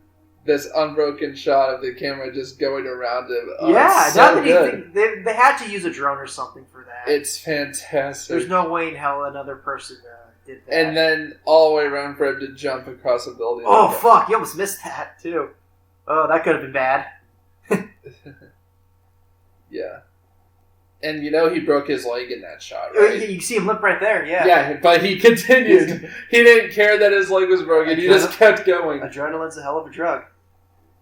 Yeah. And then they had to halt production.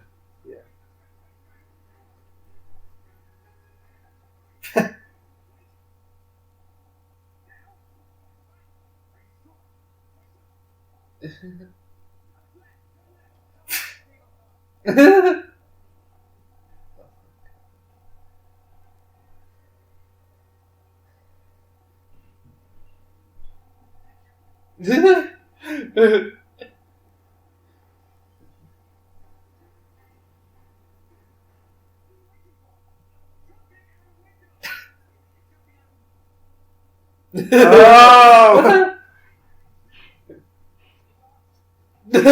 Good luck. I love that. I'm jumping out a window.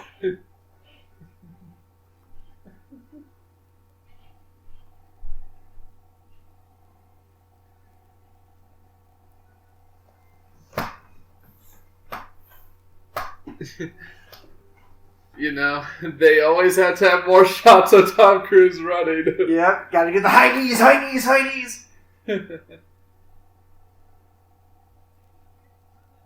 I'm sorry, Tom Cruise's running always looks goofy to me. Well, that's the point. That's like the meme. Yeah, I mean, he's fast, don't get me wrong, but like, the way he looks like a fucking cartoon character. It's like high knees. It's like he's doing high knees running. He is doing high knees running, absolutely.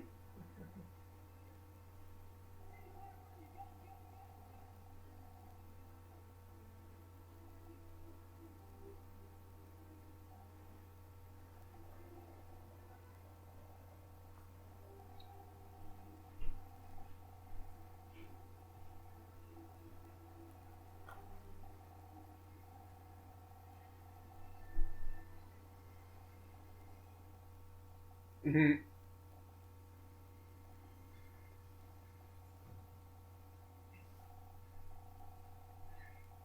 Like, fuck.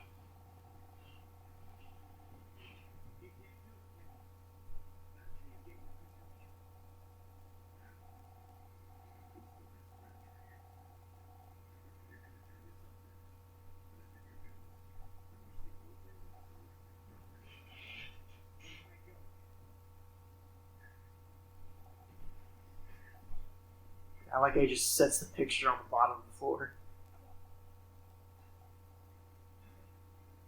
Yeah, damn.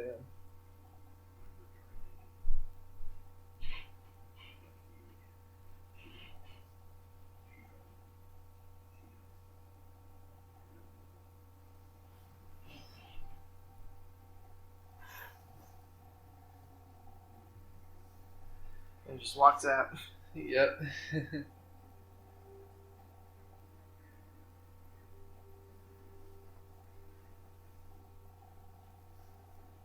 Man, this movie is so freaking good that I know people in my life who were not Mission Impossible fans before this movie, but now they are because of Fallout, and they are seeing every future Mission Impossible movie in theaters now because of Fallout. Yeah, I mean, I'm still not a huge Mission Impossible guy. I'm not even that much of a Tom Cruise guy. But even I had to admit this movie was a step up as opposed to what I expected. And you probably want to see the future ones, right? Because yeah. Because in 7 and 8, it's going to be the same characters and the same villains, supposedly. Because Solomon Lane's still alive. So it might be a new villain, I don't know. So the whole thing with his wife being in hiding, I know that was a thing since movie 4. Yeah. When was that a thing? In terms of, was that a thing before that movie? He was married to her in the third one, and then in between the third and fourth, he left her to keep her safe. Okay. Sometimes, if you love someone, you got to be a stranger, right? Yeah.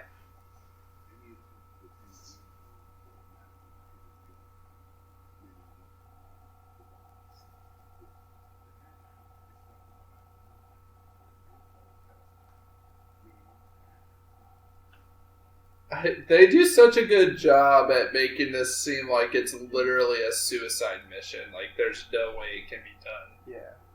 The tension in this finale is crazy. Yeah, especially what happens, later on. Oh, look, who's here? Yep. It's his wife. His wife being there, and the fact that his friends are having to fight Solomon by themselves without him. Yeah, and can I just say the reveal of Ethan's wife being on the site in any other movie, that would have been just bad plot convenience. Yeah. But in this movie, explain there's a reason why they picked this place to do it. Yeah. Because they knew it would fuck with Ethan. Yeah. And they knew that's where she was because Henry Cavill's her guardian angel. Right. Again, in any other movie, these things would just be bad plot convenience. But this movie takes the time to set things up. So, yeah, there's a lot of respect in that. That's what great writing does. So, what do you think is I'm tired when I can't remember his name. Which guy? Because I wanted to call him Ethan Hunt because he was saying that for a while. But, Tom Cruise. What is Tom Cruise's worst movie, do you think? Oh, man. He's done some pretty bad ones, too. Yeah. That's a good question. Maybe Jack Reacher 2? Oh, I heard really bad things about Jack Reacher, too. Yeah. It's a shame because I saw the first one and I enjoyed it. I was interested in the second one, but for whatever reason, I just decided not to see it. Which I guess ended up being the right decision because I heard a lot of bad things about it. Yeah. It's just a shame. It's not great. I actually kind of feel bad for my mom because she's a big fan of the Jack Reacher novels. Oh, yeah? So she was looking forward to that one. But, we don't always get what we want. No. Okay, so now, while we're on the subject of Tom Cruise, I have to ask, what's your opinion on the Top Gun sequel they're going to make? Fuck it. Fuck it? What do you mean by fuck it? Because I don't like that they're doing sequels to these franchises. That don't need them? Because,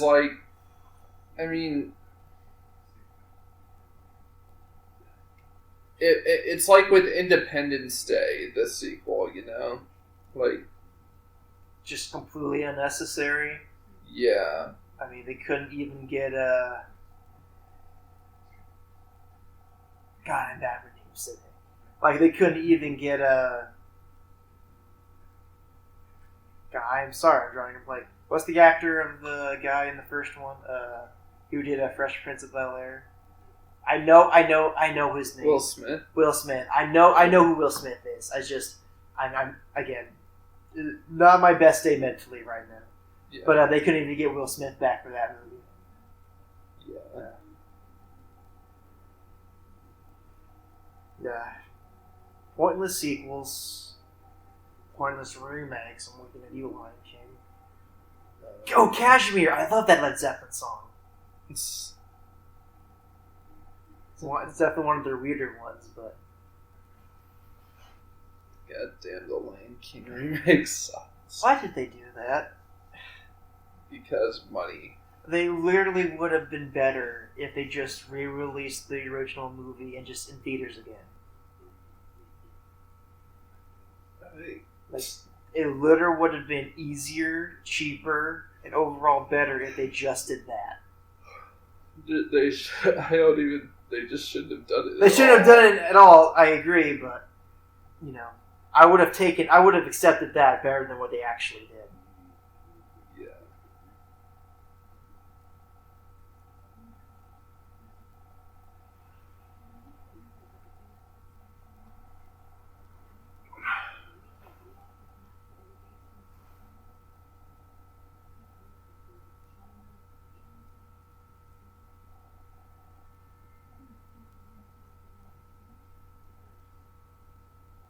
I love how they just keep adding layers for more stakes to this mission, Yeah.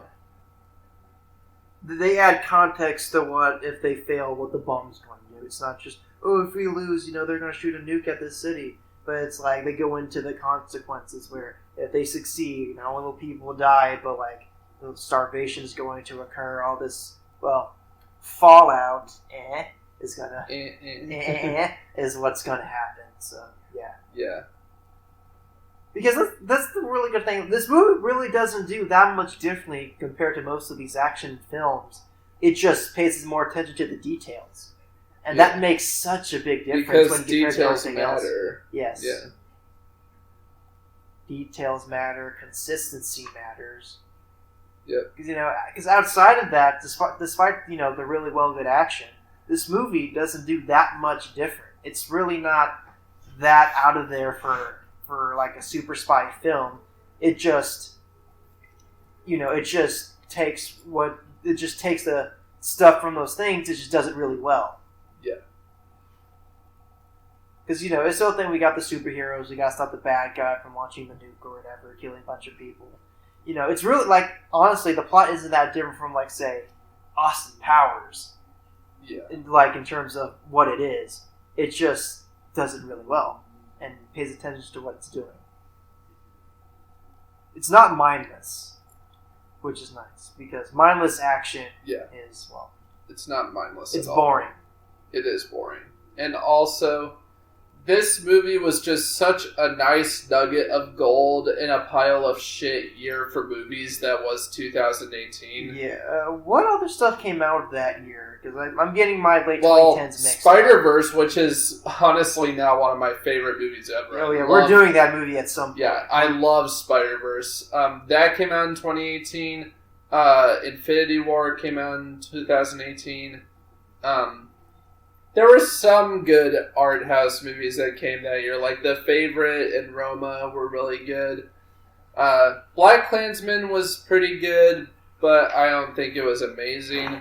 And pretty much all the other Oscar movies were really bland and not that great. I'm not much of an Oscar guy because I don't think a reward really decides whether or not a movie's good. There were some other ones though that were really good, like Blind Spotting was a really great movie that year. My problem with the Oscars is the same problem I have with a lot of things nowadays, where it's not about the actual subject matter, it's all politics. Now, and hey, dude, I only saw in Hunger Games that one time. Because Black Panther should not have been nominated for anything. Yeah, that's a whole other subject. I know we shouldn't get into that. No, not now, but it's come on. Black Panther really... I mean, it wasn't a bad movie, but out of everything you could have listed, out of any superhero movie that it was only the third. It was only the third best superhero movie that year. Yeah, and just in general, it wasn't that great of a superhero movie. It's Logan deserves Logan deserves to have a reward way before Black Panther. Well, that was the year before. even still though, did Logan get anything? No. Exactly. That's criminal. Yeah. Logan didn't get jack shit, but everyone praises Black Panther, which a lot of it is just not deserved, and that's just an example of why I don't like the Oscars. It's overrated. Yeah. Now last year was pretty good. Don't even get me started on Green Book winning Best Picture. That's criminal. Now last year we had a lot of good stuff. 2019 was one of the best years for filmmaking that I've been alive. So that was a good Oscars thing, but that was because they had no choice but to do those films. And the fact that Parasite won last year, it's just so great. Parasite was great. We're doing that at some point. Parasite's also become one of my favorite movies. It's up there, yeah. And like we said earlier, we're on the part where it shows that it turns out his old wife is there. But it just keeps adding on more and more layers for tension and stakes. But it never feels contrived. Yeah. And of course they have this slower down moment to set up the thing, like, oh shit, my wife's here. There's a nuke that's about to go off. They actually have a moment like that, like, it's glad to see you again, but I'm working and we're in big trouble and all that stuff. It's not just, I'm here too, just to raise the stakes artificially. Yeah. They specifically chose this place because Henry Cavill knew that Ethan would come and he knew that she was here. Right. It's the damsel in distress thing, but done in an interesting way. It's not like she's kidnapped. She's not like tied to a bunch of chains in a room and they have to go save her. It's like, your wife who you're trying to keep safe is working out here in Germany. I'm just going to set this nuke here. Well, in fact, she's actually capable in of herself because she actually helps defuse the bomb. She helps defuse the bomb in a minute. Yeah.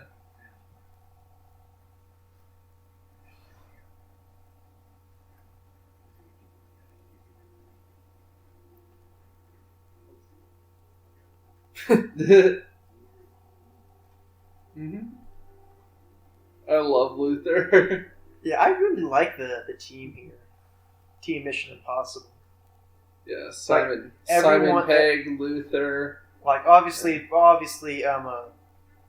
Ethan's is the main character, but everyone else has a defined role within the group. And this finale does a great job showcasing all of their specific skills and why they're all needed. Yeah. It's important to set up your side cast really well, so they're not just there to make the main character look cooler. It's important to make them stand out and make them all have their own distinct purposes for the team. Otherwise, they're just pointless side characters. Yeah, which is never a good. Yeah, and that's never a good thing. And this movie doesn't do that. This actually does a great job at making them necessary. Mm-hmm.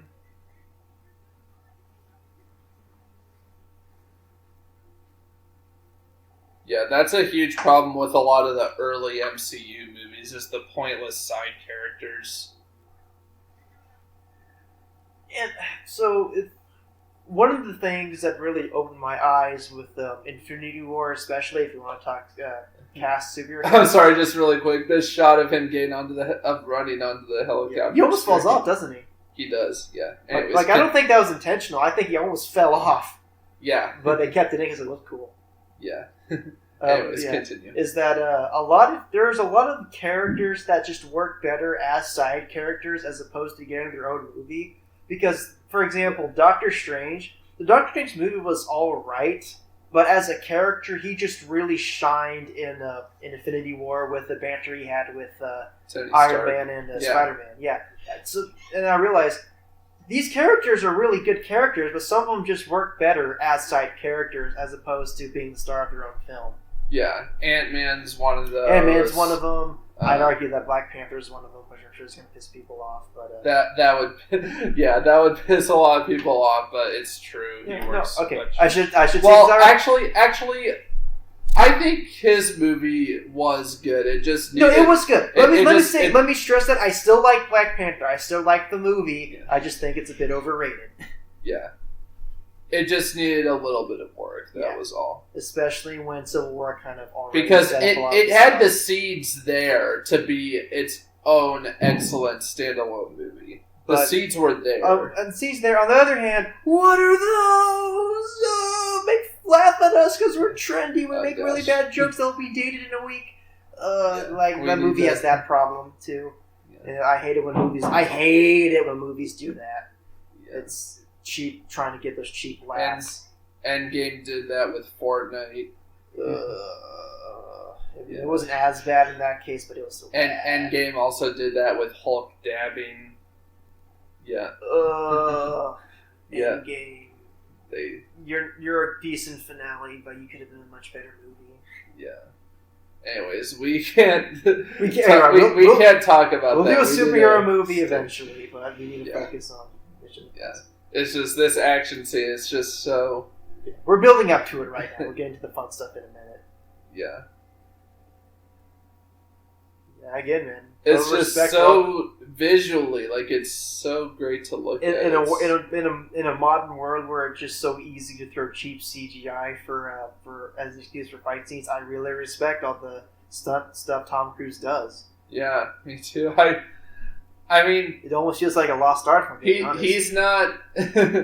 He's a very questionable person in real life. He's a bit crazy, but I really, really respect him as a. The world would be a duller place without him than with him. Yeah, I really respect him as an action star. I expect what he does, even if and he's still a decent enough actor. He just the only character he can really play is Tom Cruise. Him shooting the gun inside the plane is a little because it's it stays in the sky after he does that, even though he shoots the pilot. But it's a nitpick, really. We can forgive him because of all the really cool shit that's about to happen. Yeah. Yeah, the music is really good in this scene, too.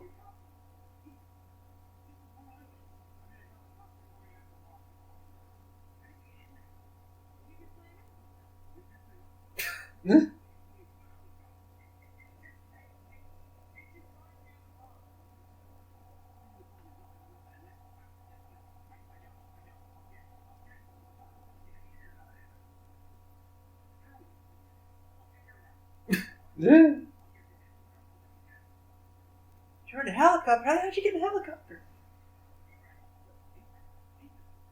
This movie does such a great job at building tension that by the end of this scene, I thought at the end they actually were going to have the first ever Mission Impossible movie where they failed and his team It's died. Probably the closest in the others. Yeah, it's close. It's half a second. Yeah, literally half a second later they would have failed. Yeah, I have to say, it's been a long time since I felt actual tension in an action scene, but this one, I remember my breath being taken away during this sequence. And we both were at the very end when holy shit! Yeah, we thought they were dead. Yeah, it's rare when a movie does that for me. Yeah, because so many movies just half-ass it. Yeah.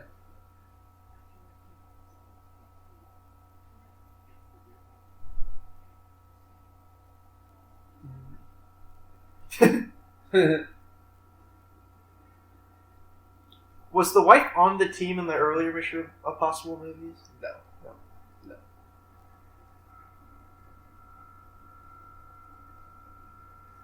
He's so close. He's just too far forward. Yeah. I mean, in real life, there's no way in hell they could actually do that and had not compromised the safety of the person in the helicopter. Well, if he dropped it on top of them, he would have succeeded. No, I'm talking during filming. There's no way they could have dropped it on the helicopter and not have killed the pilot inside. Well, yeah. Well, yeah. They're just, as much as I appreciate live action stuff, it too has its limits. Yeah, it does.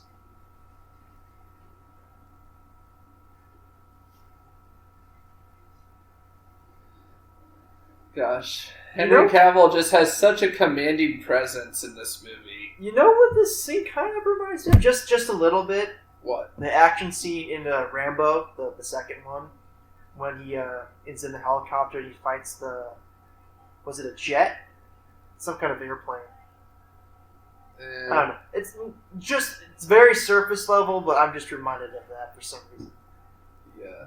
I'm not a big fan of Rambo, so I don't remember those movies very much. I've only seen the second one. No, that's not true. I've seen the first one, too. I've seen the first two. I've seen the first two and a little bit of the fourth one. Yeah, and Tom Cruise actually learned how to fly a helicopter for this movie. Yeah. It's crazy.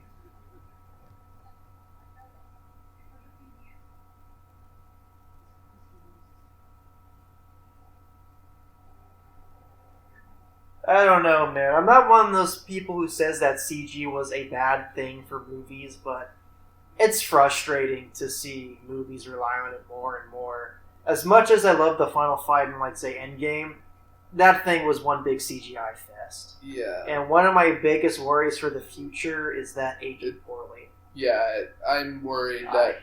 the CG and like you said, things like the Endgame final battle, I'm scared that that's going to be dated 10 years from now. Yeah. Maybe we'll be wrong. I mean, Avatar is already starting to look dated.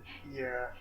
And that's not very long after it came out. Yeah, that's just the thing, man. Technology moves so fast for this kind of stuff that it doesn't take long for it to That's look old. why movies like this, where they don't rely on CG and they mainly do live action and in-camera scenes, it's always going to look better. It's not going to date itself. Yeah, it still looks good.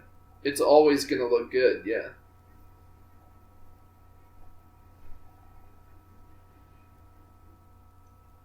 And then there's also animated things like Spider-Verse, where it's so uniquely animated and stylized that it's never going to look dated, because there's literally no movie out there that's like it. And no movie ever will be like it. Not even when they eventually make Spider-Verse 2. Yeah, even the sequel, it's not going to be like that. Proverbial sequel. It's not out yet. It's well, they've already announced it. Yeah, we know they're going to make it. But well, they already are. They're currently making it right now. But so I don't know, man. It may be good, but it's going to be hard to top that. It'll be hard to top the first one, yeah. And I don't think it will, but it'll still be good because we know Phil Lord and Chris Miller, they know what they're doing. Or it could become your most hated movie next to Incredibles 2. I don't hate Incredibles 2, but... Are you sure? Because that's not what... I hate Toy Story 4.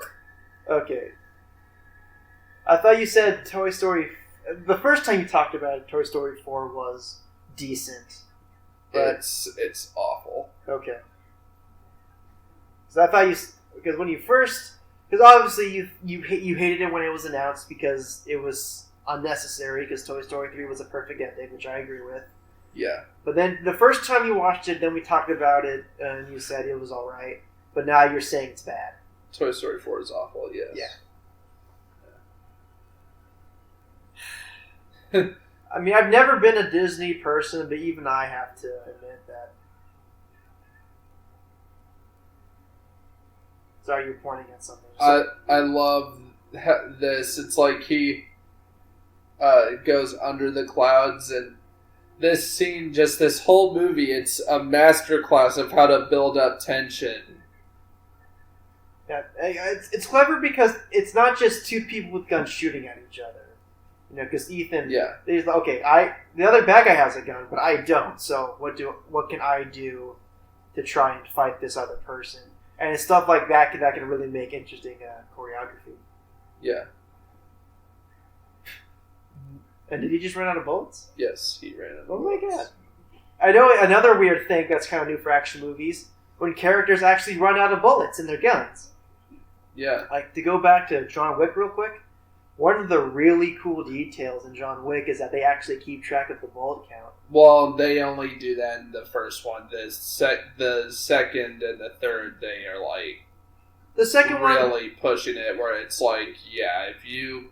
the second one is still good at it because I can at least name one fight scene in the second one where they did keep track of the bullet count.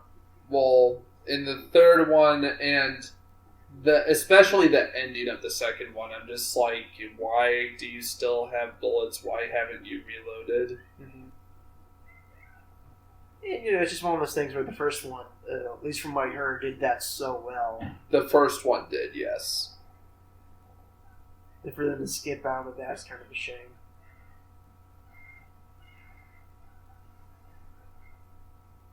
Now this was a really tense scene when I saw. Oh yeah.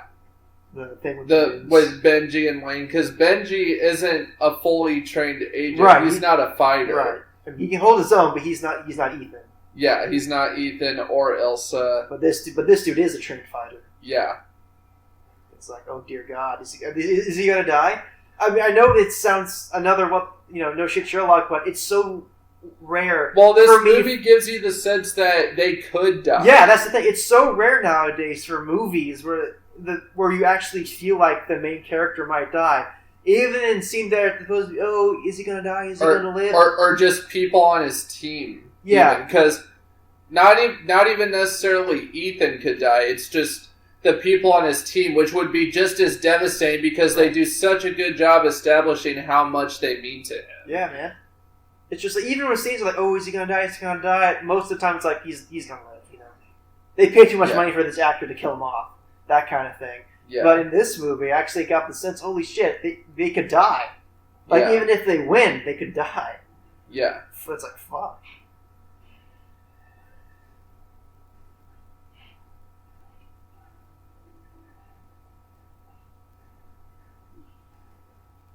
Oh, and when she kicked in that box, I was like, holy shit.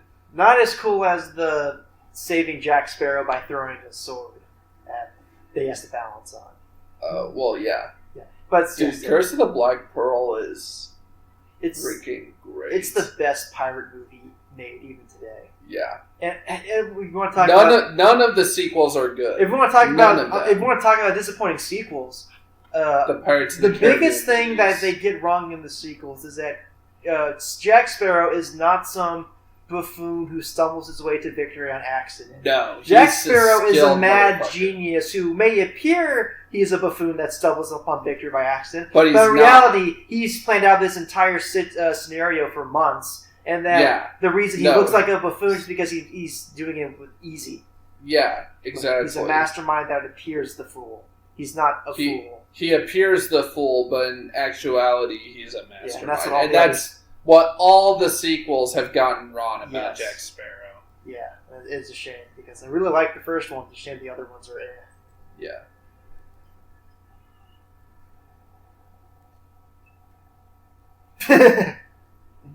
I don't know. It's just the thought of a dude trying to saw off the rope with a bottle is a little funny.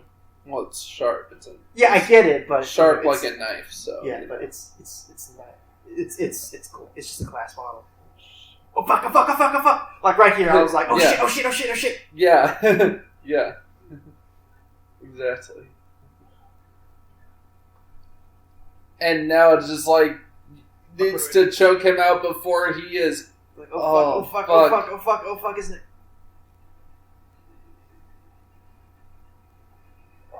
What do I do? What do I do? What do I do? What do I do? Again, another one of those mortuaries. Do I kill the bad guy or save the good guy? Woo! Yeah.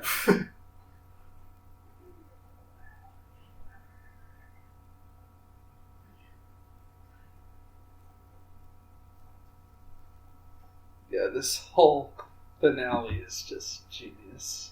Yeah. And again, this movie, well, I wouldn't say it came out of nowhere. It was advertised fairly well, but I'm really surprised of the quality of this movie. It's Christopher McQuarrie. He's so good at what he does. What other stuff has he done? He's written the script for, I think he wrote The Usual Suspects. Okay. Which is an old Kevin Spacey movie. It's pretty damn good. I've heard of it. I just don't need to see it. Oh god, this scene right here. When he drops, it's like, oh shit. Oh yeah, and this makes him a really distinct and memorable villain. Is his face at the end? It looks so good because it's practical. It's prosthetic makeup. Right. I love how this he's so close to the detonator now. And that line, "Why won't you just die?" That's a reference to the old show that this movie series is based on. That's a reference to the show. Yeah. What year was the show made? I'm not sure. Now obviously, a lot of the helicopter stuff here is CG, but and there's no way they could have done that. Henry Cavill has one of the most memorable death scenes for a villain I've ever seen in a movie. It's so good. Mm-hmm.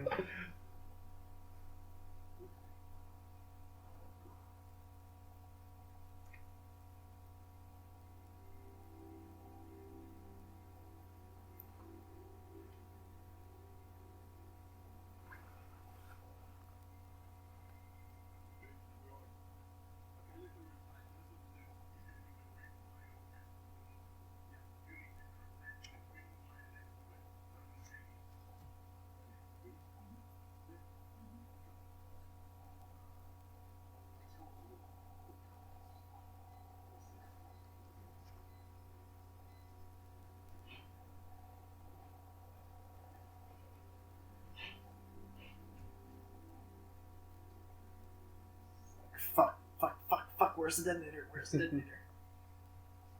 Oh, fuck, he's still alive. Yeah.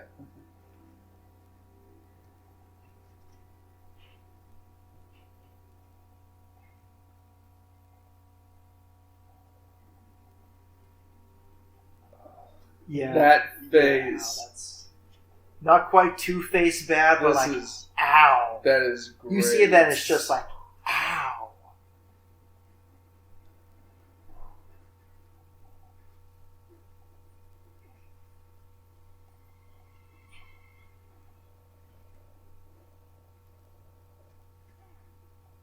I feel like that's something that a lot of movies nowadays have forgotten. Make the bad guy and their face distinct and memorable. Make them... It's not just the fact that they are evil. They have to look like an evil motherfucker. Yeah, and I like the symbolism where at first, he looks like the handsome super spy, but now that his true colors are revealed, he looks like what he is on the inside. Yeah. I always like it when movies have that kind of symbolism. They strip away the mask and now this is who they really are. Yeah. Yeah, it is. I never really thought about it like that. That is pretty clever.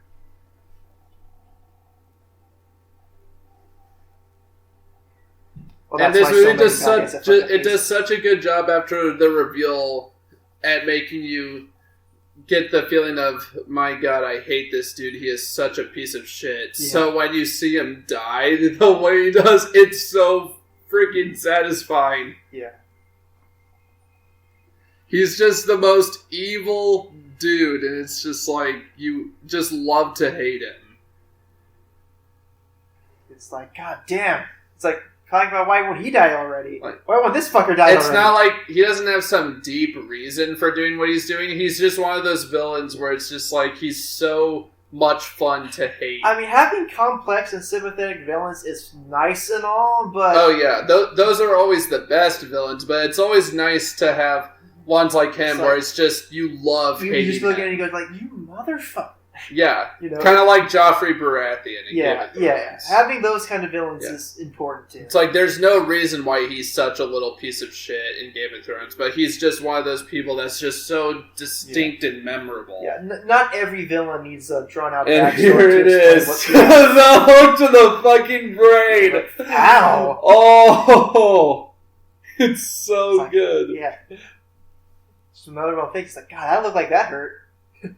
You won't be and the subsequent explosion at the end. It's like, do you know what it is? It's that scene in SpongeBob where Squidward falls off the roof and then just blows up. Ow. Ow.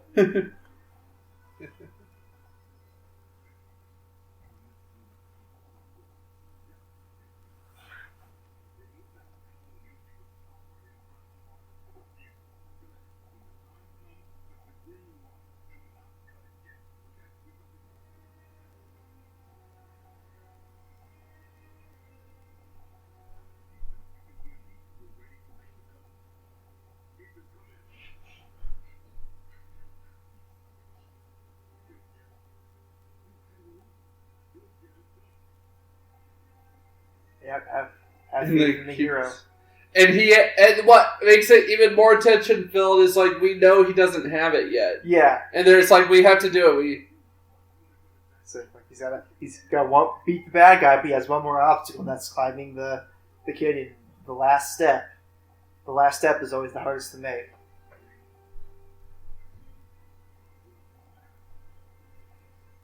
Oh, that flash right there, that got me. The flash, yeah, it's the flash. It's the flash that got me, yeah. And then the slow fade of the sunset. That is what got me. It's like, motherfuckers, you got me. And then the key was in his mouth, and I was like, oh my god, they freaking got me so good. Like, you bastard.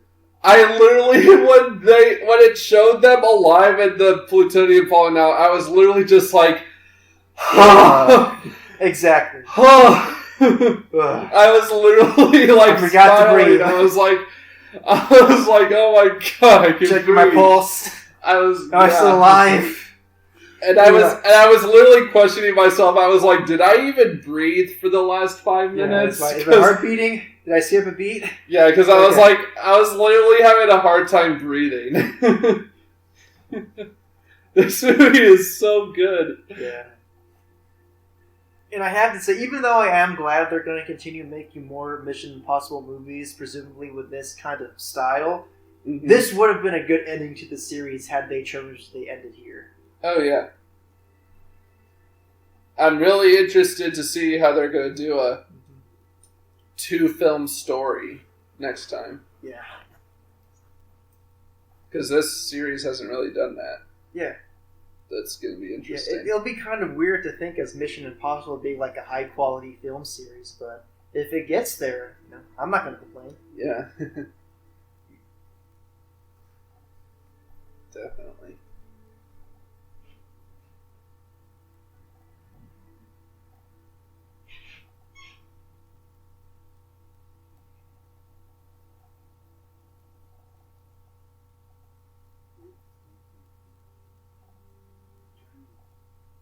It's like, alright, undercover. Can't kiss my wife. I don't think that's what he was going to do, but... No, it's like that scene. It's like, the white light. It's like, oh, I see my wife, my angel. And then that guy steps in. It's like, oh, right. Back in reality, I need to... I'm still telling agent, I know, I can't. They're technically supposed to be, like, engaged. We're not supposed to. They're married. No, they're married, but I think it's implied that she's engaged to him or something like that. That doctor? Yeah. She's already married. They said they're married. Okay.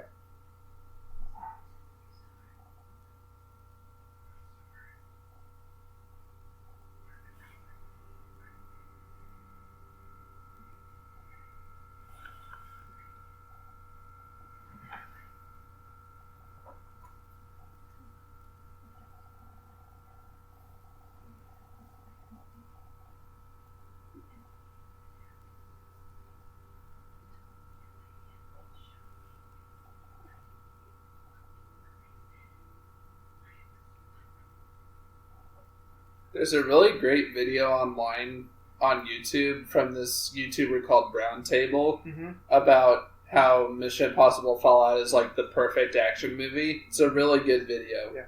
Highly recommend it. Yeah, like I'm watching this movie, I think this would be a good video to use for like a film school or something. Examples like this is how you do action, this is how you do drama, this is how you do suspense. Yes. This and Mad Max Fury Road are the two from this decade that I would say definitely should be used in like film schools as how to make good action movies. Mm-hmm. And yes, we'll do Mad Max. Yeah. Despite how much I love this movie, I do think Mad Max Fury Road is like top 10 action movies of all time, and I don't think this movie is quite as good as that. I mean, it's arguably the best Mad Max movie out of the four. I think it is the best. I only say I want to agree with you. I only say arguably because I haven't seen the others. So okay, well, sure. It used to be Road Warrior for me, but now it's Fury Road because Fury Road is basically, I think, just a better version of Road Warrior, basically. You know. Yeah. And that shows an example. Obviously, this shows an example of you don't need CG to do good stuff. But Mad Max is an example of if you're going to use CG, do it right, and that's what Mad Max is a good example of. Mm-hmm.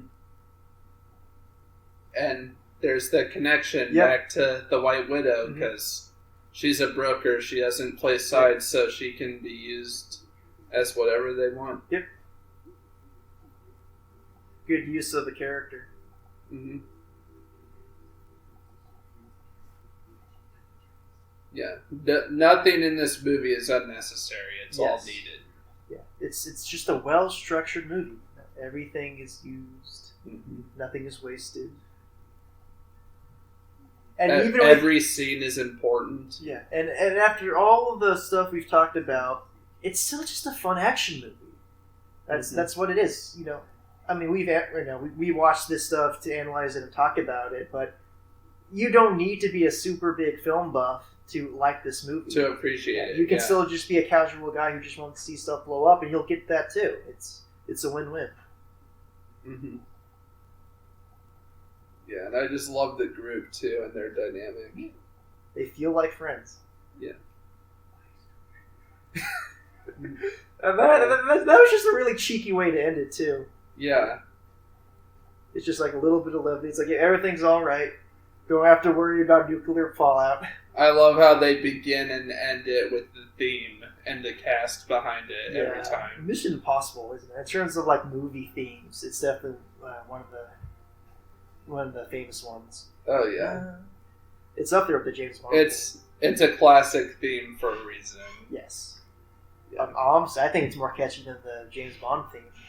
Yeah, it's definitely up there with the James Bond theme for sure. Yes, this was a surprise hit for you said 2018. Yeah, when we saw it in theaters, we did not expect it to be this good. Yeah, we'll watch it, we'll have some fun. You know, there's some good stuff. But like, no, this was really good. Yeah. And that's the end. Yeah. Thanks for watching along with us if you did. Any last words before we close this off? Because there's no need to go on past the credits. I think I said everything I want you. Okay. Yeah. Again, well, now I'm worried because we were talking about bad sequels earlier. Now I'm hoping that the sequels for this movie can hold up to the standard of this set, because that is fair. I do have higher expectations now. Yeah. So if we ever, we're going to see the movie. So whether we do a video on them or not, I shouldn't expect them to be this good, but this is the bar now, right? It's definitely the bar. Right. So that's the double-edged sword of it. Mission Impossible Fallout stepped up the game for the franchise, where it's not mindless action, it's now well thought out action. So when the next movies come out, and assuming they're going to be connected to this somehow, this is the bar I'm going to set. And And can I say one more thing, actually? Sure. So no, you can't. You're not allowed to. Video's over. Goodbye. No, I'm kidding. Go. What do you want to say?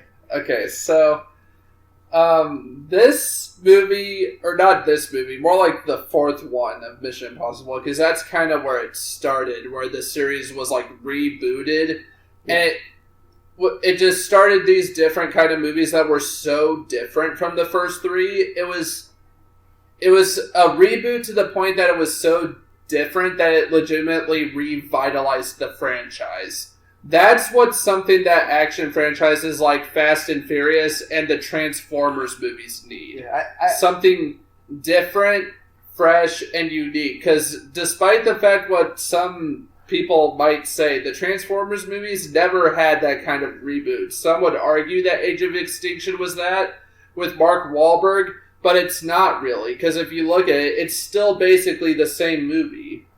What it really needs is a movie like Ghost Protocol, where it is so different that it revitalizes the franchise. Just start over completely, and don't include stupid human characters. Just make it about the Transformers, just like the cartoon was. I mean, if you want to talk about Fast and Furious, the movies what they're making now, it's almost unrecognizable to what it was, when it started. I know Fast 5 was kind of a bit of a reboot and revitalization. It tried to be that, yeah, but afterwards they would. But after that, it just Hollywood stuff. Yeah, after Fast 5, it just went back to being just a stereotypical, bland kind of action franchise. So that's why I think they just need to do something like what this movie did. Yeah, but at the same time, and even then, it still Fast needs 5, to feel like the franchise.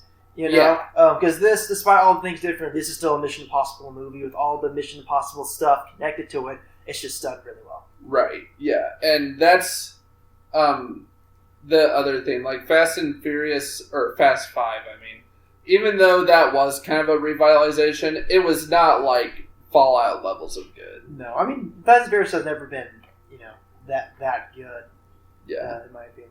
Yeah, that's why Fast and Furious and Transformers needs a movie like this one.